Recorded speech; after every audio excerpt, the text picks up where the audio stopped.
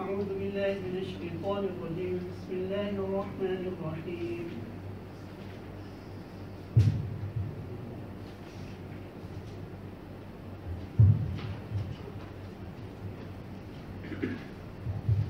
يا أيها الذين آمنوا ما لكم إذا قيل لكم انفروا في سبيل الله اثاقلتم إلى الأرض أرضيتم بالحياة الدنيا من الآخرة فما متاع الحياة الدنيا في الآخرة إلا قليل.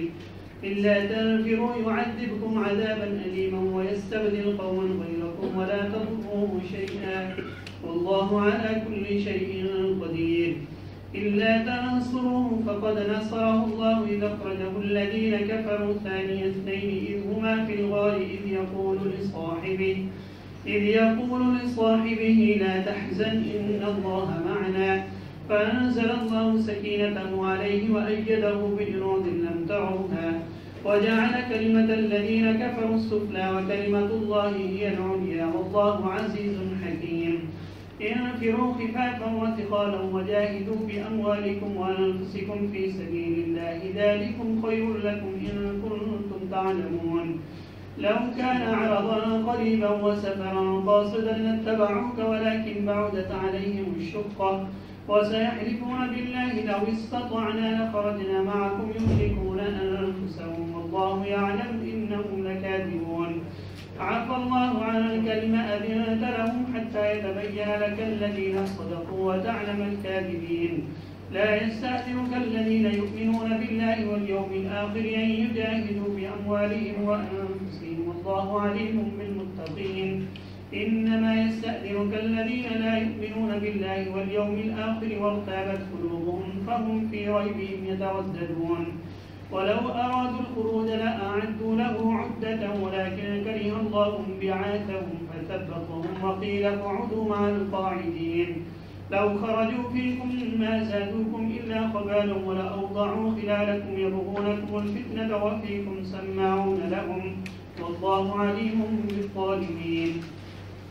لقد ابتغوا الفتنة من قبل وقلبوا لك الأمور حتى جاء الحق وظهر أمر الله وهم كارهون. ومنهم من يقول ائذن لي ولا تفتني ألا في الفتنة سقطوا وإن جهنم لمحيطة بالكافرين. إن تصبك حسنة تسؤهم وإن تصبك مصيبة يقولوا قد أخذنا أمرنا من قبل ويتولوا وهم فرحون. قل لن يصيبنا إلا ما كتب الله لنا هو مولانا وعلى الله فليتوكل المؤمنون. قل هل تربصون بنا إلا إحدى الحسنيين ونحن نتربص بكم أن يصيبكم الله بعذاب من عنده أو بأيدينا فتربصوا إنا معكم متربصون. قل أنفقوا طوعا أو كرها لن يتقبل منكم إنكم كنتم قوما فاسقين. وما منعهم أن تقبل منهم نفقاتهم إلا أنهم كفروا بالله وبرسوله ولا يأتون الصلاة إلا وهم كسالى ولا ينفقون إلا وهم كارهون. فلا تعجبك أموالهم ولا أولادهم إنما يريد الله ليعذبهم بها في الحياة الدنيا وتزهق أنفسهم وهم كافرون. ويحلفون بالله إنهم لمنكم وما هم منكم ولكنهم قوم يفرقون. لو يجدون ملجأ أو مغارات أو مدخلا لولوا إليه وهم يجمحون. ومنهم من يلبسك في الصدقات فإن أعطوا منها رضوا وإن لم يعطوا منها إذا هم يسخطون. ولو أنهم رضوا ما آتاهم الله ورسوله وقالوا حسبنا الله سيؤتينا الله من فضله ورسوله إنا إلى الله راغبون. إنما الصدقات للفقراء والمساكين والعاملين عليها والمؤلفة قلوبهم وفي الرقاب والغارمين وفي سبيل الله وابن السبيل فريضة من الله والله عليم حكيم.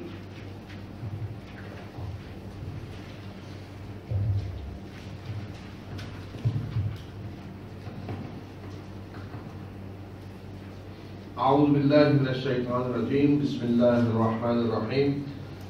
ये आयत जो आपने सुनी है यहाँ से उन आयत का सिलसिला शुरू हो रहा है जो जंग तबूक جانے کے وقت جانے سے پہلے نازل ہوئی. جب رسول اللہ صلی اللہ علیہ وسلم نے جنگ کے لیے تیاری کا حکم دیا تو اس وقت ظاہر ہے آپ نے اللہ کے راستے میں خرچ کرنے کے لیے بھی کہا.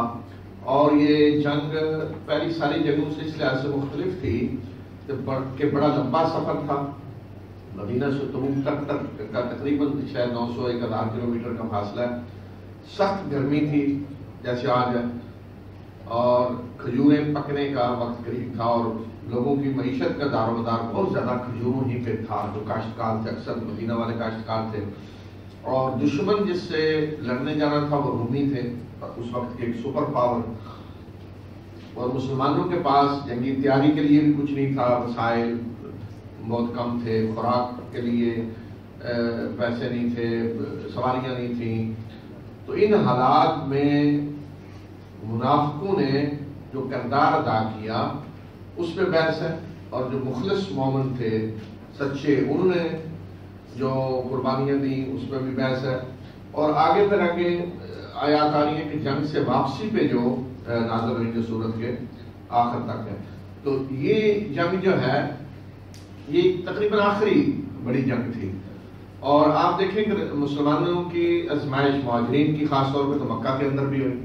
پھر ہجرت کے بعد سخت آزمائشیں شروع ہو گئی. جنگ بدر ہے، جنگ احد ہے، احد میں منافقین کا کردار.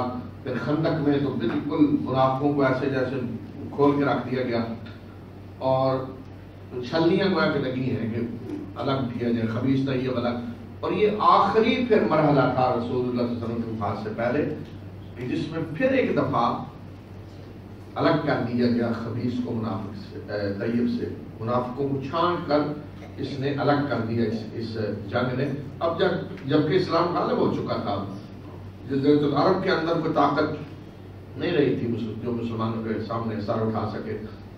تو اب ایک سپر پاور کے خلاف مسلمان لڑنے جا رہے تھے. تو اس وقت پھر ایک چھلنی لگائی گئی، پھر آزمائش ایک رکھی گئی کہ تاکہ اس سے پھر گزارا جائے، اور پھر بھی جو منافق ہیں انہیں چھان کر الگ کر دیا جائے. تو اس پہ سارا تبصرہ ہو رہا ہے اسی جنگ کے اس وقت جو حالات تھے ان پہ.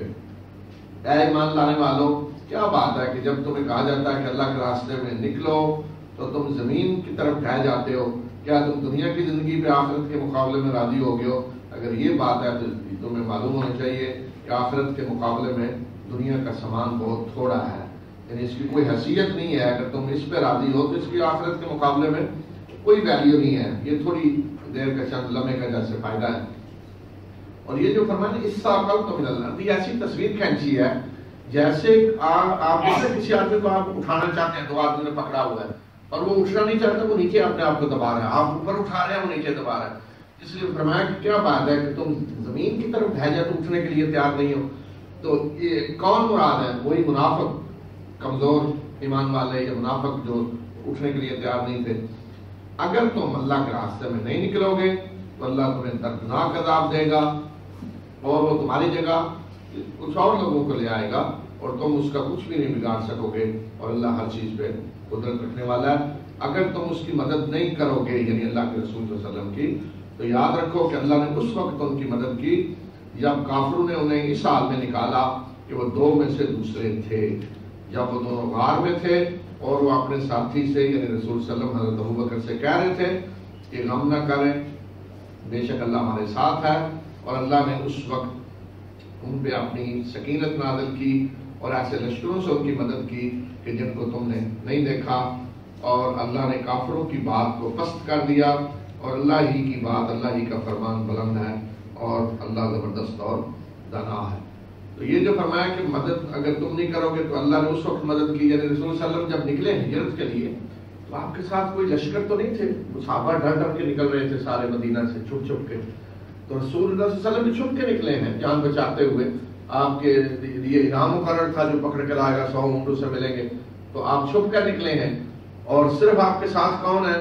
حضرت ابوبکر. صرف آپ لشکر لے کر تو نہیں نکلے نا کہ فوج ساتھ ہے جی آئے، کچھ جو کچھ کسی نے کرنا ہے کر لیں، باڈی گارڈ ساتھ ہیں، کچھ بھی نہیں، آپ چھپ کر نکلے ہیں. تو اللہ تعالیٰ فرما رہے ہیں کہ جس ذات نے، جس ہستی نے اس وقت اپنے رسول کی مدد کی ہے جبکہ صرف ان کے ساتھ حضرت ابوبکر تھے. اور یہ حال تھا کہ غار میں اوپر دشمن جب نظر آیا تو حضرت ابوبکر پریشان ہوئے تو رسول صلی اللہ علیہ وسلم نے فرمایا کہ غم نہ کریں، اللہ ہمارے ساتھ ہے. فرمایا کہ جس شخص نے اس وقت مدد کی ہے تو کیا وہ اب مدد نہیں کرے گا؟ تو اللہ اور اللہ کے رسول تمہاری مدد کے محتاج نہیں، اللہ اپنے رسول کی ضرور مدد کرے گا. نکلو خواہ تم ہلکے ہو یا بوجھل، یعنی تھوڑا سامان ہو، تمہارے پاس وسائل کم ہو یا زیادہ، نکلو اور جہاد کرو اپنے مالوں اور جانوں سے اللہ کے راستے میں، یہ تمہارے لیے بہتر ہے اگر تم جانو. اور اگر لقمہ تر ہوتا اور سفر آسان ہوتا تو یہ ضرور آپ کے ساتھ نکلتے، لیکن یہ منزل ان پہ کٹھن ہو گئی ہے. اور یہ قسمیں کھا کر کہتے ہیں کہ اگر استطاعت ہوتی تو یہ ضرور آپ کے ساتھ نکلتے. یہ اپنے آپ کو ہلاک کر رہے ہیں، اللہ جانتا ہے کہ یہ جھوٹے ہیں. یہ منافقوں کے بارے میں کہا کہ اگر مال غنیمت آسان ملنے والا ہوتا جاتے ہی بس مال غنیمت مل جانا اور سفر بھی قریب ہوتا آسان کہیں تو یہ ضرور نکلتے، آپ کے ساتھ نکلتے. کون منافق؟ لیکن فرمایا کیا مسئلہ یہ ہے کہ مال غنیمت کا کیا، وہاں تو سپر پاور ہے، اس سے لڑنا ہے اور دوسری طرف سفر بھی لمبا ہے، اس لیے منظر انہیں بڑی کٹھن محسوس ہو رہی ہے، بڑی مشکل. اور پھر قسمیں کھا رہے ہیں اور جھوٹ بول رہے ہیں کہ نہیں جی اگر ہم استطاعت ہوتی تو نکلتے، مسئلہ یہ ہے، عذر کر رہے ہیں. فرمایا کہ اللہ ان کو ہلاک کرے، جھوٹ بول رہے ہیں. منافقوں کا یہ حال تھا، جو غرور تھے بڑے بڑے منافق، وہ ساتھ ساتھ پروپیگنڈا بھی کر رہے تھے کہ مسلمانوں نے واپس نہیں آنا، کوئی بچ کے نہیں آئے گا، اب ان کا علاج ہوگا، اب جا رہے ہیں صحیح جگہ پہ. اور انہوں نے کہا کہ انہوں نے پتہ نہیں کتنی بڑے بڑے رسیوں کے 100-200 آگے ہیں، ان کو گرفتار کرنے کے لیے، اس کے باندھنے کے لیے معلوم یہ انہوں نے انتظام کیا ہوا ہے. ان سب کو گرفتار کر لیا جائے گا، غلام بنا کے بیچ دیا جائے گا، کوئی وہاں سے واپس نہیں آئے. منافقین یہ پروپیگنڈا کر رہے اندر اپنی مجلسوں میں، اور دوسری طرف سامنے آ کے عذر کرتے یہ مسئلہ ہے ورنہ ہم ضرور جاتے. تو نبی صلی اللہ علیہ وسلم کے پاس آ کر اجازت مانگتے، آپ اجازت دے دیتے، جو بھی عذر کرتا آپ اجازت دے دیتے. تو اس میں اللہ تعالیٰ نے فرمایا کہ اللہ آپ کو معاف کرے، آپ نے کیوں نہیں اجازت دے دی، یہاں تک کہ آپ کے سامنے اچھی طرح واضح ہو جاتا کہ سچے کون ہیں اور آپ جھوٹوں کو بھی جان لیتے. آپ اجازت نہ دیتے تو کیا ہوتا، جو لوگ پھر بھی بیٹھے رہتے تو پتہ چل جاتا وہ جھوٹے ہیں، وہ منافق ہیں. تو اب تو عذر ہے نہیں جی ہم نے تو اجازت لی ہوئی ہے، تو انہوں نے اپنے آپ کو چھپا لیا ہے. لیکن اللہ تعالیٰ نے چھپنے نہیں دیا، اللہ تعالیٰ نے پھر بھی بتا دیا کہ اجازت لینے والے خود کیا ہیں، جو اس حال میں اجازت مانگ رہے ہیں تو ان کا ایمان کیا ہے. فرمایا کہ جو لوگ اللہ اور یوم آخرت پر ایمان رکھتے ہیں وہ آپ سے اس بات کی اجازت نہیں مانگیں گے کہ اللہ کے راستے میں وہ اپنے جان و مالوں سے جہاد نہ کریں. یعنی وہ اس وقت چھٹی لے کے نہیں جائیں گے جو ایمان والے ہیں سچے. تو جو اجازت لے رہے چھٹی مانگ رہے ہیں وہ کون ہیں؟ وہ اللہ ایسے متقی لوگوں کو خوب جانتا ہے. اور آپ سے اجازت وہی مانگ رہے ہیں جو اللہ اور یوم آخرت پر ایمان نہیں رکھتے اور ان کے دلوں میں شک ہے اور وہ اسی شک میں ڈاواں ڈول ہے، متردد ہیں، ادھر جائیں ادھر جائیں. تو بتا دیا کہ جو اجازت مانگ رہے ہیں اصل میں وہ اللہ اور یوم آخرت پر ایمان نہیں رکھتے. جو ایمان رکھتے ہیں وہ ایسے موقع پر کبھی اجازت نہیں مانگیں گے. انہیں تو موقع ملتا ہے جہاد میں جانے کا اور وہ اجازت مانگے، یہ کیسے ہو سکتا ہے. اور اگر یہ نکلنے کو ارادہ ان کا ہوتا یہ اس کے لیے تیاری کرتے، لیکن اللہ نے ان کا اٹھنا پسند نہیں کیا اور ان کو بٹھا دیا اور کیا دیا کہ آگے بیٹھ جاؤ بیٹھنے والوں کے ساتھ. یہ منافقوں کے بارے میں کہا کہ اگر ارادہ ہوتا تو کوئی تیاری نظر آتی نا، انہوں نے تو تیاری نہیں کی. اس کا مطلب یہ شروع سے ان کا کوئی ارادہ ہی نہیں تھا. یہ عذر تو ویسے دھوکہ دینے کے لیے کر رہے ہیں. فرمایا کہ اصل بات یہ ہے کہ جب ان کا ارادہ نہیں تھا تو اللہ نے بھی انہیں بٹھا دیا. اللہ کو پسند ہی نہیں آیا ان کا یہ اٹھنا، تو کیا دیا کہ آگے بیٹھو جو بیٹھ رہے ہیں منافق ان کے ساتھ ہو گئے. اور مسلمانوں کو کہا کہ اگر یہ تمہارے اندر جاتے تمہارے ساتھ نکلتے تو تمہاری یہ خرابی ہی میں اضافہ کرتے اور تمہارے اندر یہ فتنہ پھیلانے کے لیے توقع کرتے اور تمہارے اندر ان کی باتوں کو سننے والے موجود ہیں. یعنی جو پروپیگنڈا یہ کرتے اور فتنے پھیلاتے تو ایسے ہیں جو ان کی باتیں سنتے ہیں اور جس سے فتنہ پھیلتا ہے. اور اللہ ایسے ظالموں کو خوب جانتا ہے. یعنی یہ سازشیں کرتے تمہیں لڑانے کے لیے، مہاجرین انصار کو لڑایا، ادھر بات ادھر کر دی ادھر کر دی. اور جس جنگ میں جس غزوہ میں بھی منافق زیادہ گئے ہیں آسان سمجھ کر جنگ، اس میں انہوں نے فتنہ پھیلایا. جس جنگ میں بھی گئے ہیں کہ آسان ہے اس میں انہوں نے فتنہ پھیلایا، مہاجرین انصار کو لڑانے کی کوشش کی کئی دفعہ. تو یہاں بھی فرمایا کہ اگر جاتے تو یہ تمہاری کو خرابی تلاش کرتے اور اس سے فائدہ اٹھاتے لڑاتے اور تمہارے اندر موجود ہیں جو ان کی باتیں سنتے ہیں جیسے آج کرتے انٹیلیجنس ایجنسیاں ایک ملک کے اندر لڑاؤ، ان کو فلاں مسئلہ کھڑا کر دو، لسانی کوئی جو ہے وہ نسلی، کوئی فلاں، تو اس طرح کی سازشیں یہ منافق کرتے تھے، اور ان نے اس سے پہلے بھی فتنہ پھیلانے کی کوشش کی اور آپ کے سامنے معاملات کو الٹ پلٹ کر کے پیش کیا، یہاں تک کہ اللہ کا فیصلہ حق آ گیا اور اللہ کا فیصلہ آ گیا اس حال میں کہ یہ ناپسند کر رہے تھے، ان کی الرغم ان کی خواہشات کے حق غالب ہو گیا اور اللہ کا فیصلہ آ گیا مسلمانوں کی فتح کا۔ اس سے پہلے بھی فرمایا انہوں نے فتنہ پھیلانے کی کوشش کی ہے، اور ان میں سے ایسے بھی ہیں جو کہتے ہیں کہ مجھے اجازت دے دیں اور مجھے فتنے میں نہ ڈالیں، سن لو کہ فتنہ میں تو یہ پڑھ چکے ہیں اور جہنم ایسے کافروں کو گھیرے ہوئے ہیں۔ یہ ایک منافق کے بارے میں ہے جس نے بڑا دلچسپ عذر پیش کیا، بڑا بلبی قسم کا عذر، جد بن قیس اس کا نام تھا۔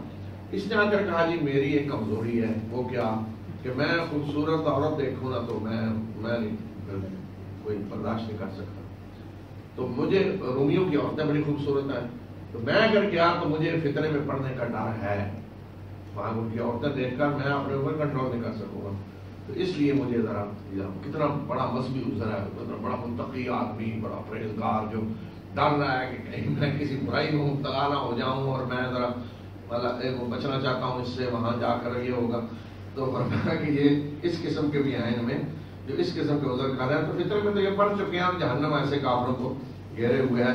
پھر ان کے بارے میں بتایا کہ نشانیاں کیا ہیں ان کی، اگر آپ کو کوئی کامیابی ہوتی ہے تو انہیں تکلیف ہوتی ہے، اگر کوئی آپ پہ مصیبت آتی ہے تو یہ کہتے ہیں کہ اچھا ہوا ہم نے تو پہلے ہی اپنے آپ کو بچا لیا تھا، اپنا الگ بچاؤ کا انتظام کر لیا تھا، اور یہ پھر منہ پھیرتے ہیں اس حال میں کہ بڑے خوش ہوتے ہیں، پھر بڑی خوشی سے واپس جاتے ہیں کہ ہم نے تو اپنا بچاؤ کر لیا۔ کہہ دیجئے کہ ہمیں وہی کچھ پہنچے گا جو ہمارے اللہ نے ہمارے لیے لکھا ہوا ہے، یعنی کوئی مصیبت تکلیف جو کچھ بھی ہے وہی ہے جو اللہ نے ہمارے لیے لکھا ہوا ہے، وہی ہمارا مولا ہے، اور مومنوں کو اللہ ہی پر توکل کرنی چاہیے۔ کہہ دیجئے کہ تم ہمارے بارے میں کس چیز کا انتظار کر رہے ہو، یہی نا کہ دو بھلائیاں، دونوں بھلائیوں میں سے کوئی ایک، کیا دو بھلائیوں میں سے ایک، یعنی یا شہادت اور یا کامیابی، یا یہ بھی بھلائی ہے ہمارے لیے، یہ بھی بھلائی ہے، ہمیں تو کسی بھی حالت میں کوئی نقصان نہیں ہے، اور ہم تمہارے بارے میں جس چیز کا انتظار کر رہے ہیں وہ یہ ہے کہ اللہ یا تو اپنے ہاتھ سے تمہیں عذاب دے گا یا ہمارے ہاتھوں سے عذاب دے گا، تو لہذا تم بھی انتظار کرو، ہم بھی تمہارے ساتھ انتظار کر رہے ہیں۔ کہہ دیجئے کہ ان کو کہیں کہ خرچ کریں خوش دلی سے یا مجبوراً، اللہ تمہارے اس خرچ کو قبول نہیں کرے گا، اس لیے کہ تم فاسق لوگ ہو۔ اور ان کے صدقات کو قبولیت سے اس چیز نے روکا ہے، وہ یہ ہے کہ انہوں نے اللہ اور اس کے رسول کے ساتھ کفر کیا، اور یہ نماز پڑھنے نہیں آتے مگر سستی کے مارے ہوئے، اور خرچ بھی صرف اس حال میں کرتے ہیں کہ وہ مجبوراً کرتے ہیں، خوش دلی سے نہیں کرتے۔ اب یہاں آپ دیکھیں کہ ان کو جگہ جگہ آپ دیکھیں منافقوں کو کہا جا رہا ہے انہوں نے کفر کیا اللہ اور رسول سے، کفر کیا اللہ اور رسول سے، تو یہ جو کفر ہے اللہ اور رسول سے جو کہا جا رہا ہے انہوں نے کفر کیا، یہ حقیقی کفر ہے، قانونی کفر نہیں۔ اس لیے قانوناً تو مسلمان تھے نا، مسلمانوں کے ساتھ نمازیں پڑھتے، کلمہ پڑھ رہے ہیں، قبلہ کی طرف رخ کر رہے ہیں، تو یہ حقیقی طور پہ کفر کیا۔ اگر قانونی کفر ہوتا تو پھر تو اعلان کر دیا جاتا کہ منافق جو ہیں ان کی عورتوں کو طلاق ہو جاتی، ان کو بقیع کے قبرستان میں دفن کرنے کی اجازت نہ دی جاتی، وراثت کسی مسلمان کو نہیں ان کی ملے گی، یعنی کافر ہے قانونی طور پہ۔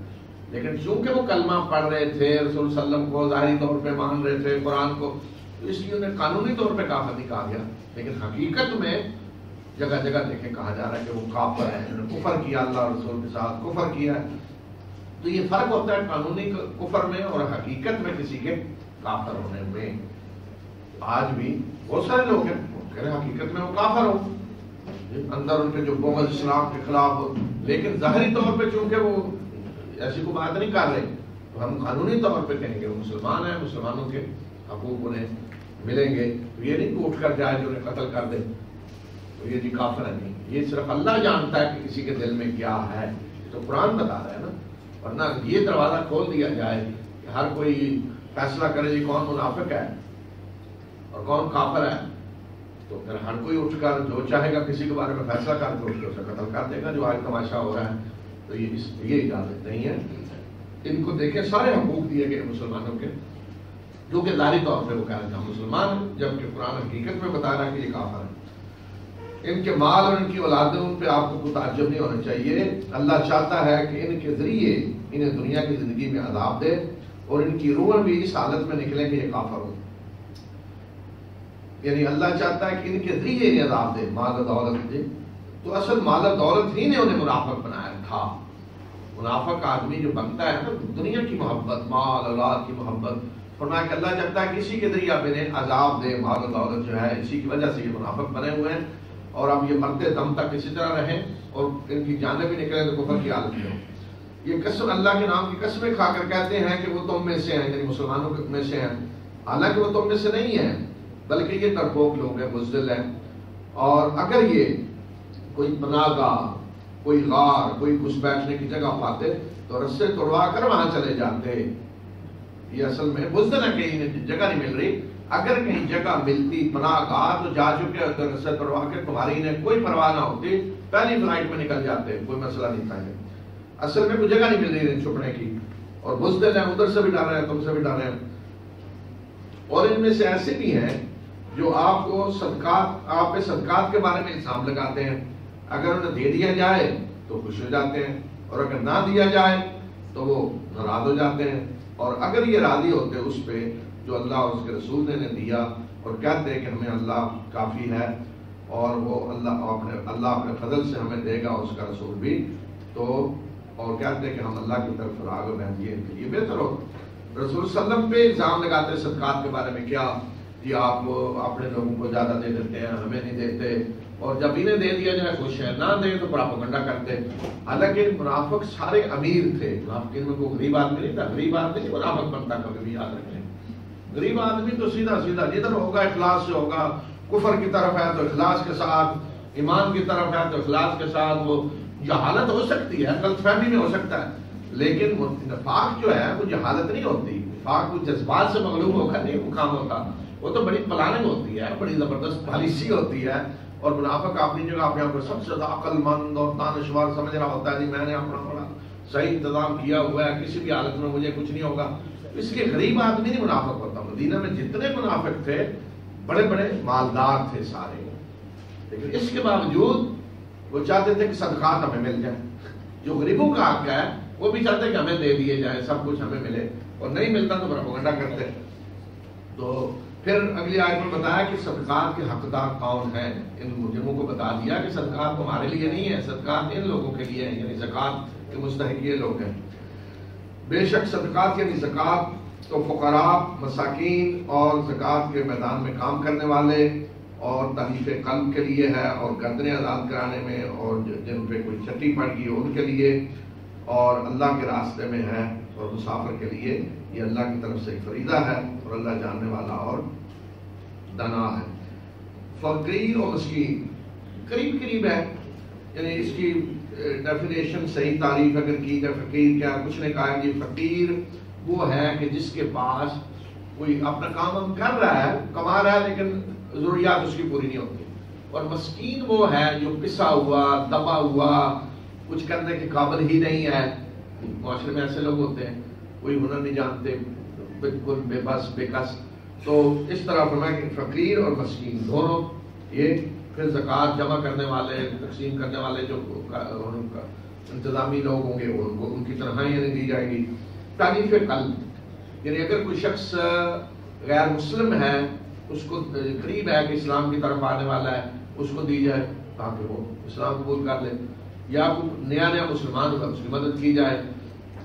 اور غارمین سے مراد وہ لوگ ہیں کہ جن کا کوئی مالی نقصان ہو گیا ہے، یا کوئی چٹی ان پہ ایسی جرمانہ ہو گیا ہے. مثلا جیسے آج ہوتا ہے کسی کا کاروبار آگ لگی جل گیا تو اس کی مدد کی جائے تاکہ وہ دوبارہ اپنے پاؤں پہ کھڑا ہو سکے. اللہ کے راستے میں یہ مدد سب سے زیادہ وسیع ہے، اور اس میں سب سے پہلے جو چیز آتی ہے وہ جہاد ہے.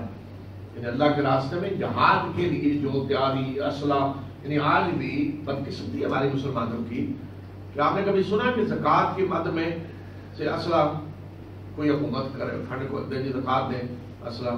हालांकि ये फीस बिल्ला की मत तो है, इसलिए जहाद कि असले की तैयारी के लिए, जहाद की तैयारी के लिए, अतः कि फौज की तनख्वाहों के लिए भी आप इसमें से खर्च कर सकते हो, और खास तौर पे असला वगैरह जो है उसके लिए।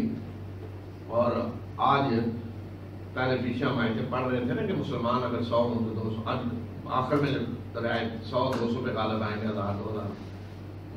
अब तो दुनिया बदल चुकी है ना, टेक्नोलॉजी आ चुकी है।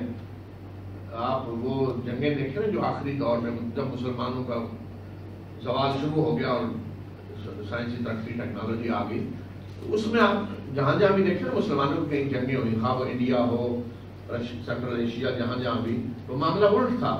मुसलमान लाखों में होते थे और दूसरी तरफ चंद हजार शिकस्त दे देते, इसलिए पूरी टेक्नोलॉजी थी ना, यहाँ कुछ भी नहीं था, तलवार तीर लेके खड़े हैं। तो आज अगर टेक्नोलॉजी नहीं है तो असले के जोर पे 10 आदमी 10,000 को मार सकते हैं। तो आज ये नहीं देखा जाएगा कि मुसलमानों के अंदर ईमान आया और ये है, तो ठीक है अपनी जगह, लेकिन आज की जंग टेक्नोलॉजी की जंग है।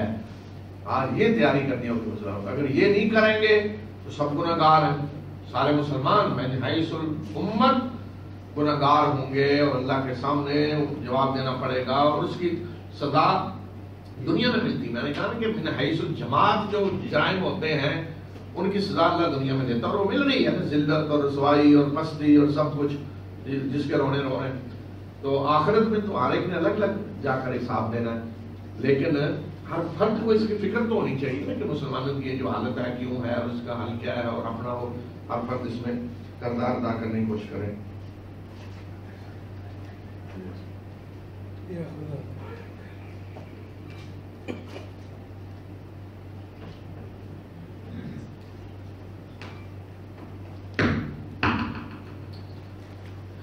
ومنهم الذين يؤذون النبي ويقولون هو أذن قل أذن خير لكم يؤمن بالله ويؤمن للمؤمنين ورحمة للذين آمنوا منكم والذين يؤذون رسول الله لهم عذاب أليم يحلفون بالله لكم يرضوكم والله ورسوله أحق أن يرضوه إن كانوا مؤمنين ألم يعلموا أنه من يحادد الله ورسوله فأن له نار جهنم خالدا فيها ذلك الخزي العظيم يحذر المنافقون أن تنزل عليهم سورة تنبئهم بما في قلوبهم قل استهزئوا إن الله مخرج ما تحذرون ولئن سألتهم ليقولن إنما كنا نخوض ونلعب قل أبالله وآياته ورسوله كنتم تستهزئون لا تعتذروا قد كفرتم بعد إيمانكم إن نعفو عن طائفة منكم نعذب طائفة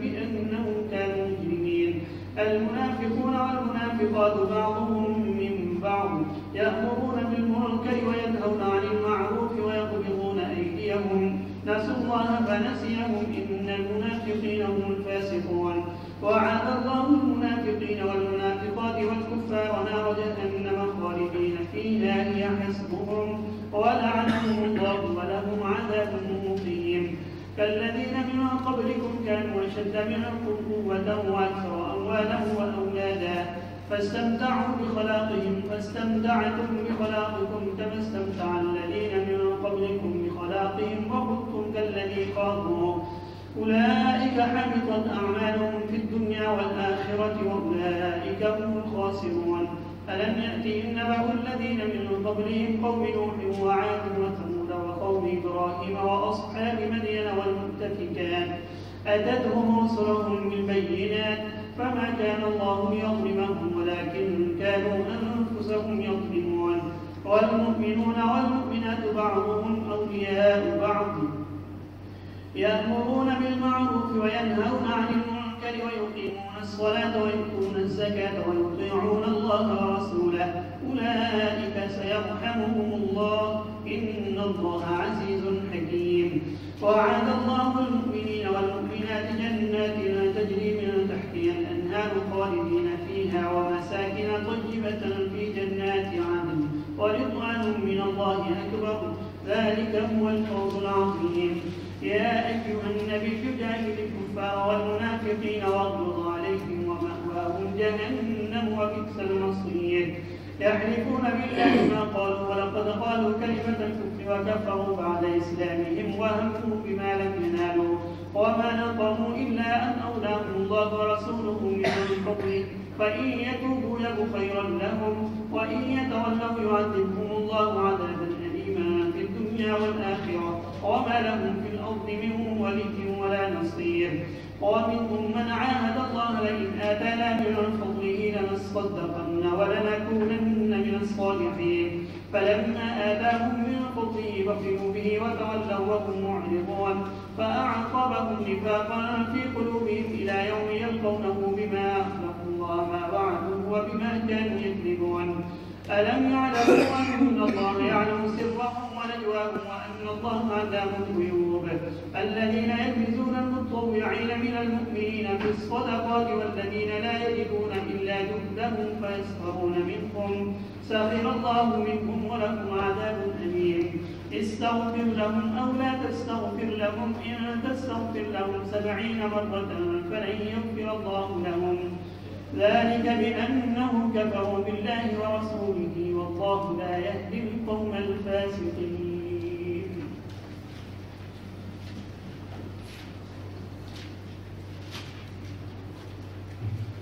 بسم اللہ الرحمن الرحیم. یہ آیات ابھی آپ نے سنی، یہ ساری منافقین ہی کے بارے میں ہے. اس وقت ان کا جو رویہ تھا، سازشیں تھیں، وہی ساری بتائی جا رہی ہیں. اور ان میں سے ایسے بھی ہیں جو نبی صلی اللہ علیہ وسلم کو اذیت دیتے ہیں اور کہتے ہیں کہ وہ کانوں کے کچے ہیں. کہہ دیجئے کہ رسول صلی اللہ علیہ وسلم جو ہر ایک کی بات سنتے ہیں یہ تمہارے لیے بہتر ہے، اور اللہ کے رسول ایمان لاتے ہیں اللہ پہ اور مومنوں پہ اعتماد کرتے ہیں اور وہ رحمت ہے تو ان کے لیے جو تم میں سے ایمان لائے. اور جو اللہ کے رسول کو اذیت دیتے ہیں تو ان کے لیے دردناک عذاب ہے. منافقوں کے بارے میں جب رسول صلی اللہ علیہ وسلم کو رپورٹ پہنچتی تو آپ جب پوچھتے ان سے اور بات پوچھ کرتے تو وہ کہتے جی اصل مسئلہ یہ ہے کہ رسول اللہ صلی اللہ علیہ وسلم ہر ایک کی بات سن لیتے ہیں، قانون کچے ہیں، جو کو آ کے بتائے مان لیتے ہیں، تو لوگ ایسے ہی وہ ہمارے بارے میں رپورٹیں دیتے رہتے ہیں، تو ورنہ ایسا نہیں ہے.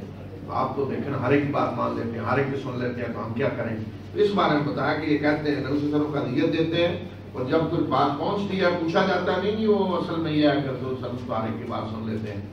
تو فرمایا کہ آپ کا ہر ایک کی بات سننا یہ بہتر ہے تمہارے لیے. اور اللہ کے رسول تو اللہ پہ ایمان لاتے ہیں اور مومنوں پہ اعتماد کرتے ہیں. جو مومن آپ کے بات کہے گا اللہ کے رسول بات سنیں گے، مانیں گے، اس لیے کہ مومنوں پہ آپ کو اعتماد ہے، مومن کو جھوٹ نہیں بولے گا.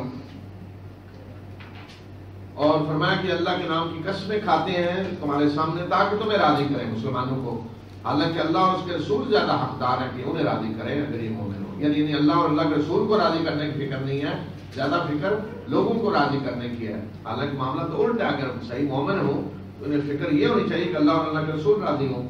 کیا انہیں نہیں پتا کہ جو بھی اللہ اور اللہ کے رسول سے دشمنی کرے گا تو اس کے لیے جہنم کی آگ ہے جس میں وہ ہمیشہ رہے گا، اور یہ بہت بڑی رسوائی ہے. منافق اس بات سے ڈرتے ہیں کہ ان کے بارے میں کوئی ایسی صورت نازل کی جائے کہ جو انہیں بتا دے جو کچھ ان کے دلوں میں ہے، کھول دے سارا کچھ یہ دلوں کے راز. کہہ دیجئے کہ مذاق اڑا لو، اللہ نکالنے والا ہے وہ جس سے تم ڈرتے ہو، تمہارے دلوں میں جو کچھ اللہ نکال کے رکھے گا. اور اگر آپ ان سے پوچھیں تو کہیں گے کہ ہم تو بس کچھ دل لگی کچھ کھیل تماشا کر رہے تھے. یعنی جب مذاق اڑاتے ہیں اسلام کا تو ان سے جب پوچھا جاتے ہیں کہ ہم تو کچھ ان سے مذاق کر رہے تھے اور کچھ نہیں کیا. فرمایا کہ کیا اللہ اور اس کی آیات اور اللہ کے رسول رہ گئے ہیں کہ تم ان کا مذاق اڑاؤ؟ کیا مذاق اڑانے کے لیے ہنسی مذاق یہی باتیں رہ گئی ہیں کہ اللہ کے رسول اور اللہ کی آیات پہ کو تم نشانہ بناؤ اپنے مذاق کا؟ عذر نہ پیش کرو، تم نے ایمان کے بعد کفر کیا ہے. اگر ہم تمہارے ایک گروہ سے درگزر بھی کریں تو دوسرے گروہ کو تو ایک گروہ کو عذاب دیں گے اس لیے کہ وہ مجرم ہے. عذر نہ کرو، تم نے کفر کیا ایمان کے بعد. اس سے یہ ثابت ہوتا ہے کہ اگر کوئی شخص اسلام کی کسی چیز کا مذاق اڑائے گا تو وہ کافر ہو جائے گا. ایک ہے کہ عمل نہ کرنا، وہ گنہگار ہے، آدمی کمزوری ہے، سستی ہے. لیکن اگر کوئی شخص اسلام کے کسی حکم کا مذاق اڑا رہا ہے، رسول اللہ صلی اللہ علیہ وسلم کی کسی بات کا مذاق اڑاتا ہے، آپ کی شان میں گستاخی کرتا ہے تو وہ کافر ہو جائے گا. اس لیے کہ ان مذاق اڑانے والوں کو کہا گیا کہ عذر نہ کرو، تم نے کفر کیا ایمان کے بعد جو تم نے مذاق اڑایا. منافق مرد اور عورتیں ایک دوسرے کے دوست ہیں. یہ منکر کا حکم دیتے ہیں، معروف سے روکتے ہیں اور اپنے ہاتھوں کو روک کے رکھتے ہیں، یعنی خرچ نہیں کرتے. بخیل ہیں، انہوں نے اللہ کو بھلا دیا اور اللہ نے بھی ان کو نظر انداز کر دیا۔ بے شک منافق ہی فاسق ہیں۔ اللہ نے منافق مردوں اور عورتوں سے اور کافروں سے جہنم کی آگ کا وعدہ کیا ہے کہ اس میں ہمیشہ رہیں گے اور وہ آگ ان کے لیے کافی ہے، اور اللہ نے ان پہ لعنت کی ہے اور ان کے لیے دائمی عذاب ہے۔ لیکن مزاج جو بتایا منافقوں کا کہ منکر کا حکم دیں گے، منکر برائیاں برے کاموں نے پسند، اور معروف اچھے کاموں سے روکیں گے، خرچ نہیں کریں گے، فاسق ہیں، اللہ کے نافرمان باغی، اور کافروں کے ساتھ انہیں ملایا۔ منافق اور گناہ مرد اور کافر ایک جیسا حال ہوگا ان کے لیے، جہنم کا اللہ کی طرف سے وعدہ۔ ان لوگوں کی طرح جو تم سے پہلے گزرے، جو قوت و طاقت اور مال و اولاد میں تم سے زیادہ سخت تھے، انہوں نے اپنے حصے کا فائدہ اٹھایا اور تم نے بھی اپنے حصے کا فائدہ اٹھا لیا، اور جو تم سے پہلے گزرے انہوں نے بھی اسی طرح جس طرح انہوں نے اپنے حصے کا فائدہ اٹھایا جو تم سے پہلے گزرے، اور تم بھی انہی باتوں میں پڑے، وہی بحثیں تم نے کی جس طرح کی انہوں نے بحثیں کی، یعنی دین کے خلاف باتیں اور مذاق اڑانا، یہ مراد ایسے۔ اور یہ وہ لوگ ہیں کہ جن کے اعمال دنیا اور آخرت میں ضائع ہو گئے، اور یہ وہ لوگ ہیں کہ جو خسارہ پانے والے ہیں۔ کیا ان کے پاس ان لوگوں کی خبر نہیں آئی جو ان سے پہلے گزرے ہیں، قوم نوح، عاد و ثمود اور قوم ابراہیم اور اصحاب مدین، اور وہ بستیاں جنہیں اڑ دیا گیا تھا، یعنی عذاب جن پہ آیا، ان کے پاس ان کے رسول بعد نشانیاں لے کر آئے۔ اللہ ان پہ ظلم کرنے والا نہیں تھا، لیکن وہ خود اپنے اوپر ظلم کر رہے تھے۔ یعنی اللہ نے جب انہیں تباہ کیا، برباد کیا، تو اللہ نے ظلم نہیں کیا بلکہ یہ خود اپنے اوپر ظلم کر رہے تھے، اور اس ظلم کے نتائج میں یہ تباہ ہوئے۔ مومن مرد اور مومن عورتیں ایک دوسرے کے دوست ہیں، وہ معروف کا حکم دیتے ہیں، منکر سے روکتے ہیں، بالکل منافقوں کے الٹ دیکھیں۔ نماز قائم کرتے ہیں، زکوٰۃ دیتے ہیں، اور اللہ اور اس کے رسول کی اطاعت کرتے ہیں۔ یہاں دیکھیں معروف کا حکم، ادھر منکر کا حکم ہے، منکر سے روکتے ہیں، وہ معروف سے روکتے ہیں۔ جن منافقوں کے بارے میں فرمایا کہ وہ اللہ کو بھولے ہوئے ہیں، یہاں فرمایا کہ مومن نماز قائم کرتے ہیں۔ منافقوں کے بارے میں فرمایا کہ وہ ہاتھ روک کے بھی خرچ نہیں کرتے، مومنوں کے بارے میں فرمایا کہ وہ زکوٰۃ دیتے ہیں۔ منافقوں کا فرمایا کہ وہ فاسق ہیں، اور مومنوں کو کہا کہ اللہ اور اللہ کے رسول کی اطاعت کرتے ہیں۔ اس کا مطلب فاسق کون ہے؟ جو اللہ اور اس کے رسول کی اطاعت کے دائرے سے نکل جاتا ہے، جو اطاعت کے دائرے سے نکل گیا، اللہ اور اللہ کے رسول کا نافرمان باغی، تو وہ فاسق ہے۔ یہ وہ لوگ ہیں کہ اللہ ان پہ ضرور رحم کرے گا، اور بے شک اللہ زبردست اور دنا ہے۔ اللہ نے مومن مردوں اور عورتوں سے ایسے باغات کا، جنتوں کا وعدہ کیا ہے جن کے اندر نہریں بہ رہی ہوگی، اس میں وہ ہمیشہ رہیں گے، اور پاکیزہ رہائشگاہیں ہمیشہ کی جنتوں میں، اور اللہ کی رضا جو سب سے بڑی ہے، اور یہ ہے عظیم کامیابی۔ اے نبی صلی اللہ علیہ وسلم، کافروں اور منافقوں سے جہاد کریں اور ان کے ساتھ سختی برتیں، ان کا ٹھکانہ جہنم ہے اور وہ برا ٹھکانہ ہے۔ یہ لوگ اللہ کے نام کی قسمیں کھاتے ہیں کہ انہوں نے وہ بات نہیں کہی، یقیناً انہوں نے کلمہ کفر کہا ہے، اور انہوں نے اسلام کے بعد کفر کیا، اور انہوں نے اس چیز کا ارادہ کیا جسے وہ پا نہیں سکے۔ تو اب ان کا غصہ صرف اس بات پہ ہے کہ اللہ اور اس کے رسول نے، اللہ نے اپنے فضل سے ان کو غنی کر دیا، اور اللہ کے رسول نے اگر یہ توبہ کریں تو یہ ان کے لیے بہتر ہے، اور اگر یہ منہ پھیریں گے تو اللہ انہیں دردناک عذاب دے گا، دنیا میں بھی اور آخرت میں بھی، اور زمین میں ان کا کوئی دوست، کوئی سرپرست اور مددگار نہیں ہوگا۔ یہ جو فرمایا کہ اللہ کی قسمیں کھاتے ہیں کہ انہوں نے وہ بات نہیں کہی، بعض منافقوں نے رسول اللہ صلی اللہ علیہ وسلم کی شان میں گستاخی کی، گستاخانہ کو بات کہی۔ جب ان سے پوچھا کہ آپ نے نہیں ہم نے تو نہیں کہی، بالکل ایسی کوئی بات نہیں، تو اس کے بارے میں یہ اسی سفر میں یہ واقعہ پیش آیا تھا، تبوک کے سفر میں۔ تبوک میں جو منافق گئے تو انہوں نے جو شرارتیں کی ان میں سے یہ تھی، تو جب ان سے پوچھا گیا تو انہوں نے کہا نہیں، تو اللہ تعالیٰ فرمایا کہ یقیناً انہوں نے کلمہ کفر کہا ہے۔ کلمہ کفر کس کو قرار دیا؟ اللہ کے رسول صلی اللہ علیہ وسلم کی شان میں گستاخی کو کلمہ کفر قرار دیا۔ بعض مفسرین نے بات جو انہوں نے کہی وہ بیان کی ہے کہ انہوں نے رسول صلی اللہ علیہ وسلم کی سفر میں اونٹنی گم ہو گئی، صحابہ ڈھونڈتے رہے نہیں مل رہی تھی، تو منافقین نے مذاق اڑانا شروع کر دیا، رسول صلی اللہ علیہ وسلم کا مذاق اڑانا شروع کر دیا۔ کیا انہوں نے کہنا شروع کر دیا، دیکھیں جی ویسے تو دعوے کرتے ہیں میرے پاس وہی آتی ہے، تو اب دیکھ لیں اونٹنی کا بھی پتہ نہیں کدھر ہے۔ یعنی حالت یہ ہے اونٹنی کا پتہ نہیں اور ویسے دعوے کرتے ہیں کہ میرے پاس بھیا، تو وہ مذاق اڑا رہے ہیں رسول صلی اللہ علیہ وسلم کا، شان میں گستاخی کر رہے ہیں، نعوذ باللہ۔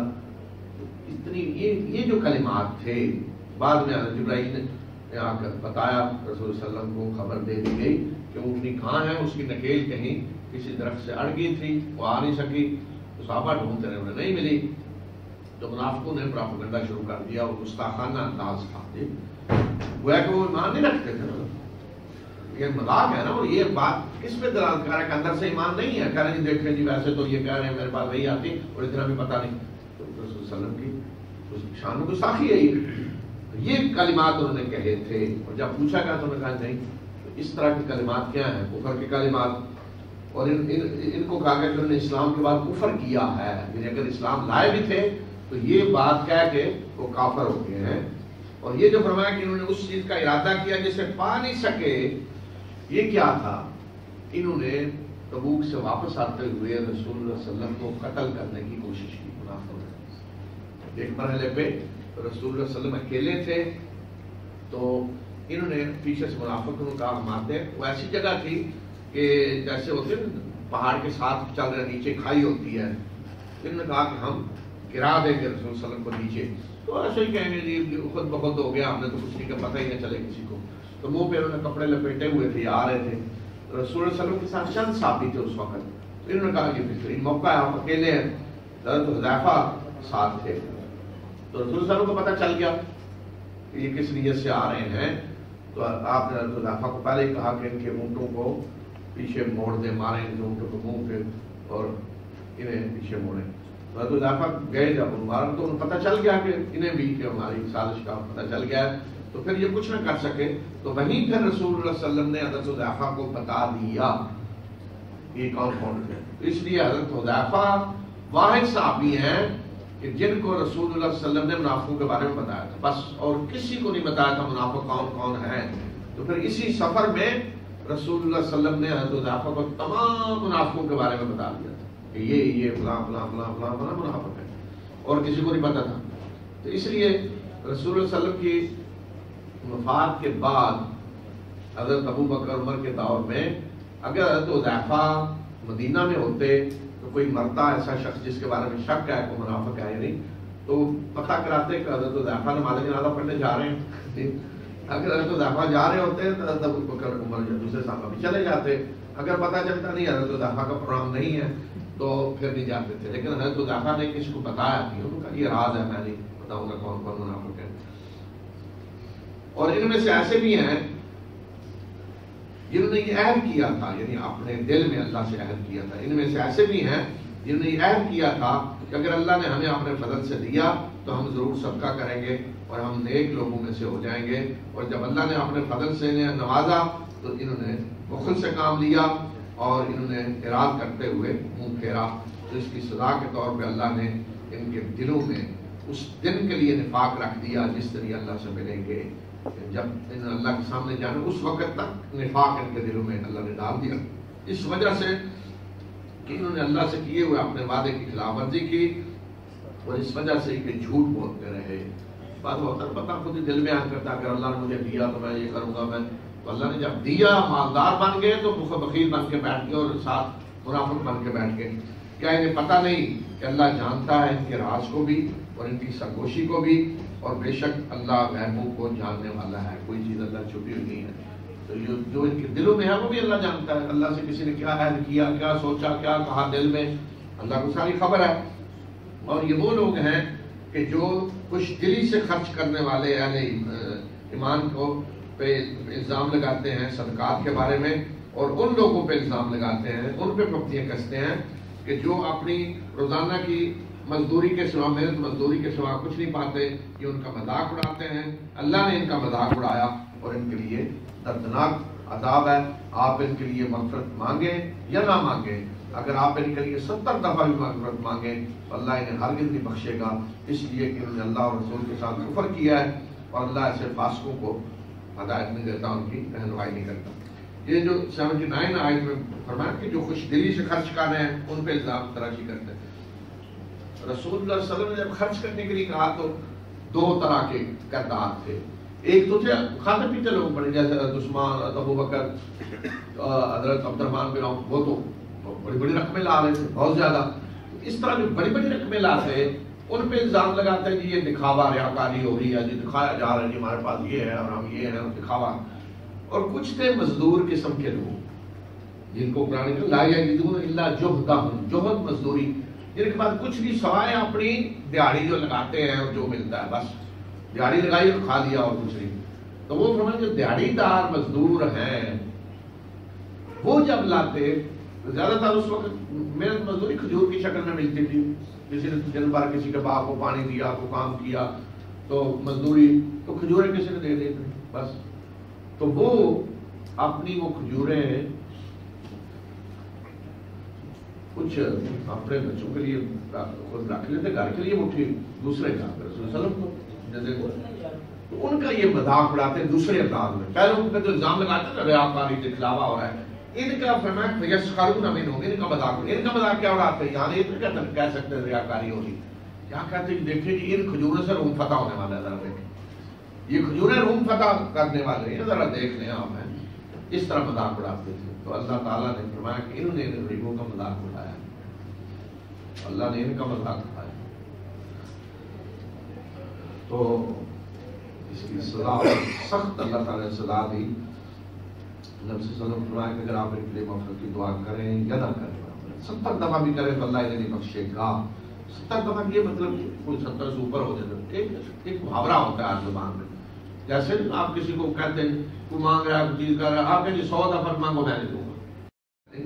تو بعد میں کہتے ہیں نہیں جی وہ رسول صلی اللہ علیہ وسلم نے کہا اچھا میں 70 سے اوپر کر دیتا ہوں. پھر رسول صلی اللہ علیہ وسلم کو کیا ضرورت ہے ان کے بارے میں؟ جو اللہ اور رسول صلی اللہ علیہ وسلم کی شان کو گستاخی کی وجہ سے ہی تو اللہ سزا دے رہا ہے جی. تو آپ کو کیا ان سے ہم کر دی ہے؟ بعض لوگ ان کو ضرور ہوگا آپ نے کرنا ہے وہ جی.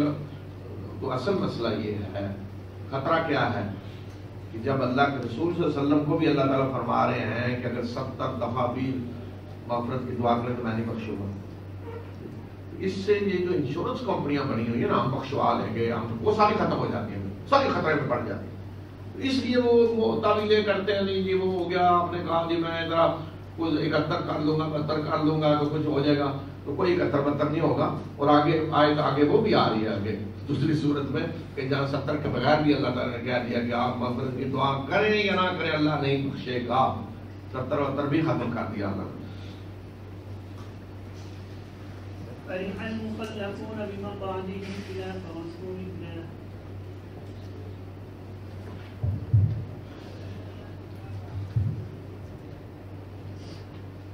فرح المخلفون بمقعدهم خلاف رسول الله وكرهوا أن يجاهدوا بأموالهم وأنفسهم في سبيل الله وقالوا لا تنفروا في الحرب قل نار جهنم أشد حرا لو كانوا يفقهون فليضحكوا قليلا وليبكوا كثيرا جزاء بما كانوا يكسبون.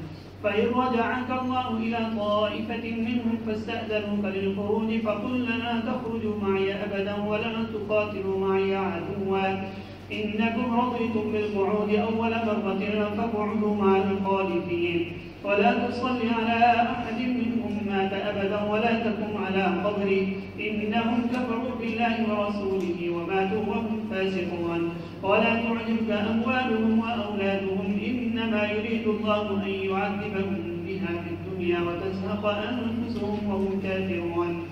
وإذا أنزلت سورة أن آمنوا بالله وجاهدوا مع رسوله استأذنك أولو الطول منهم وقالوا ذرنا لكم مع القاعدين رضوا بأن يكونوا مع الخوالف وطبع على قلوبهم فهم لا يفقهون.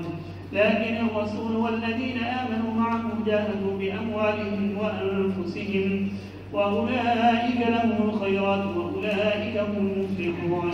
أعد الله لهم جنات تجري من تحتها الأنهار خالدين فيها ذلك الفوز العظيم.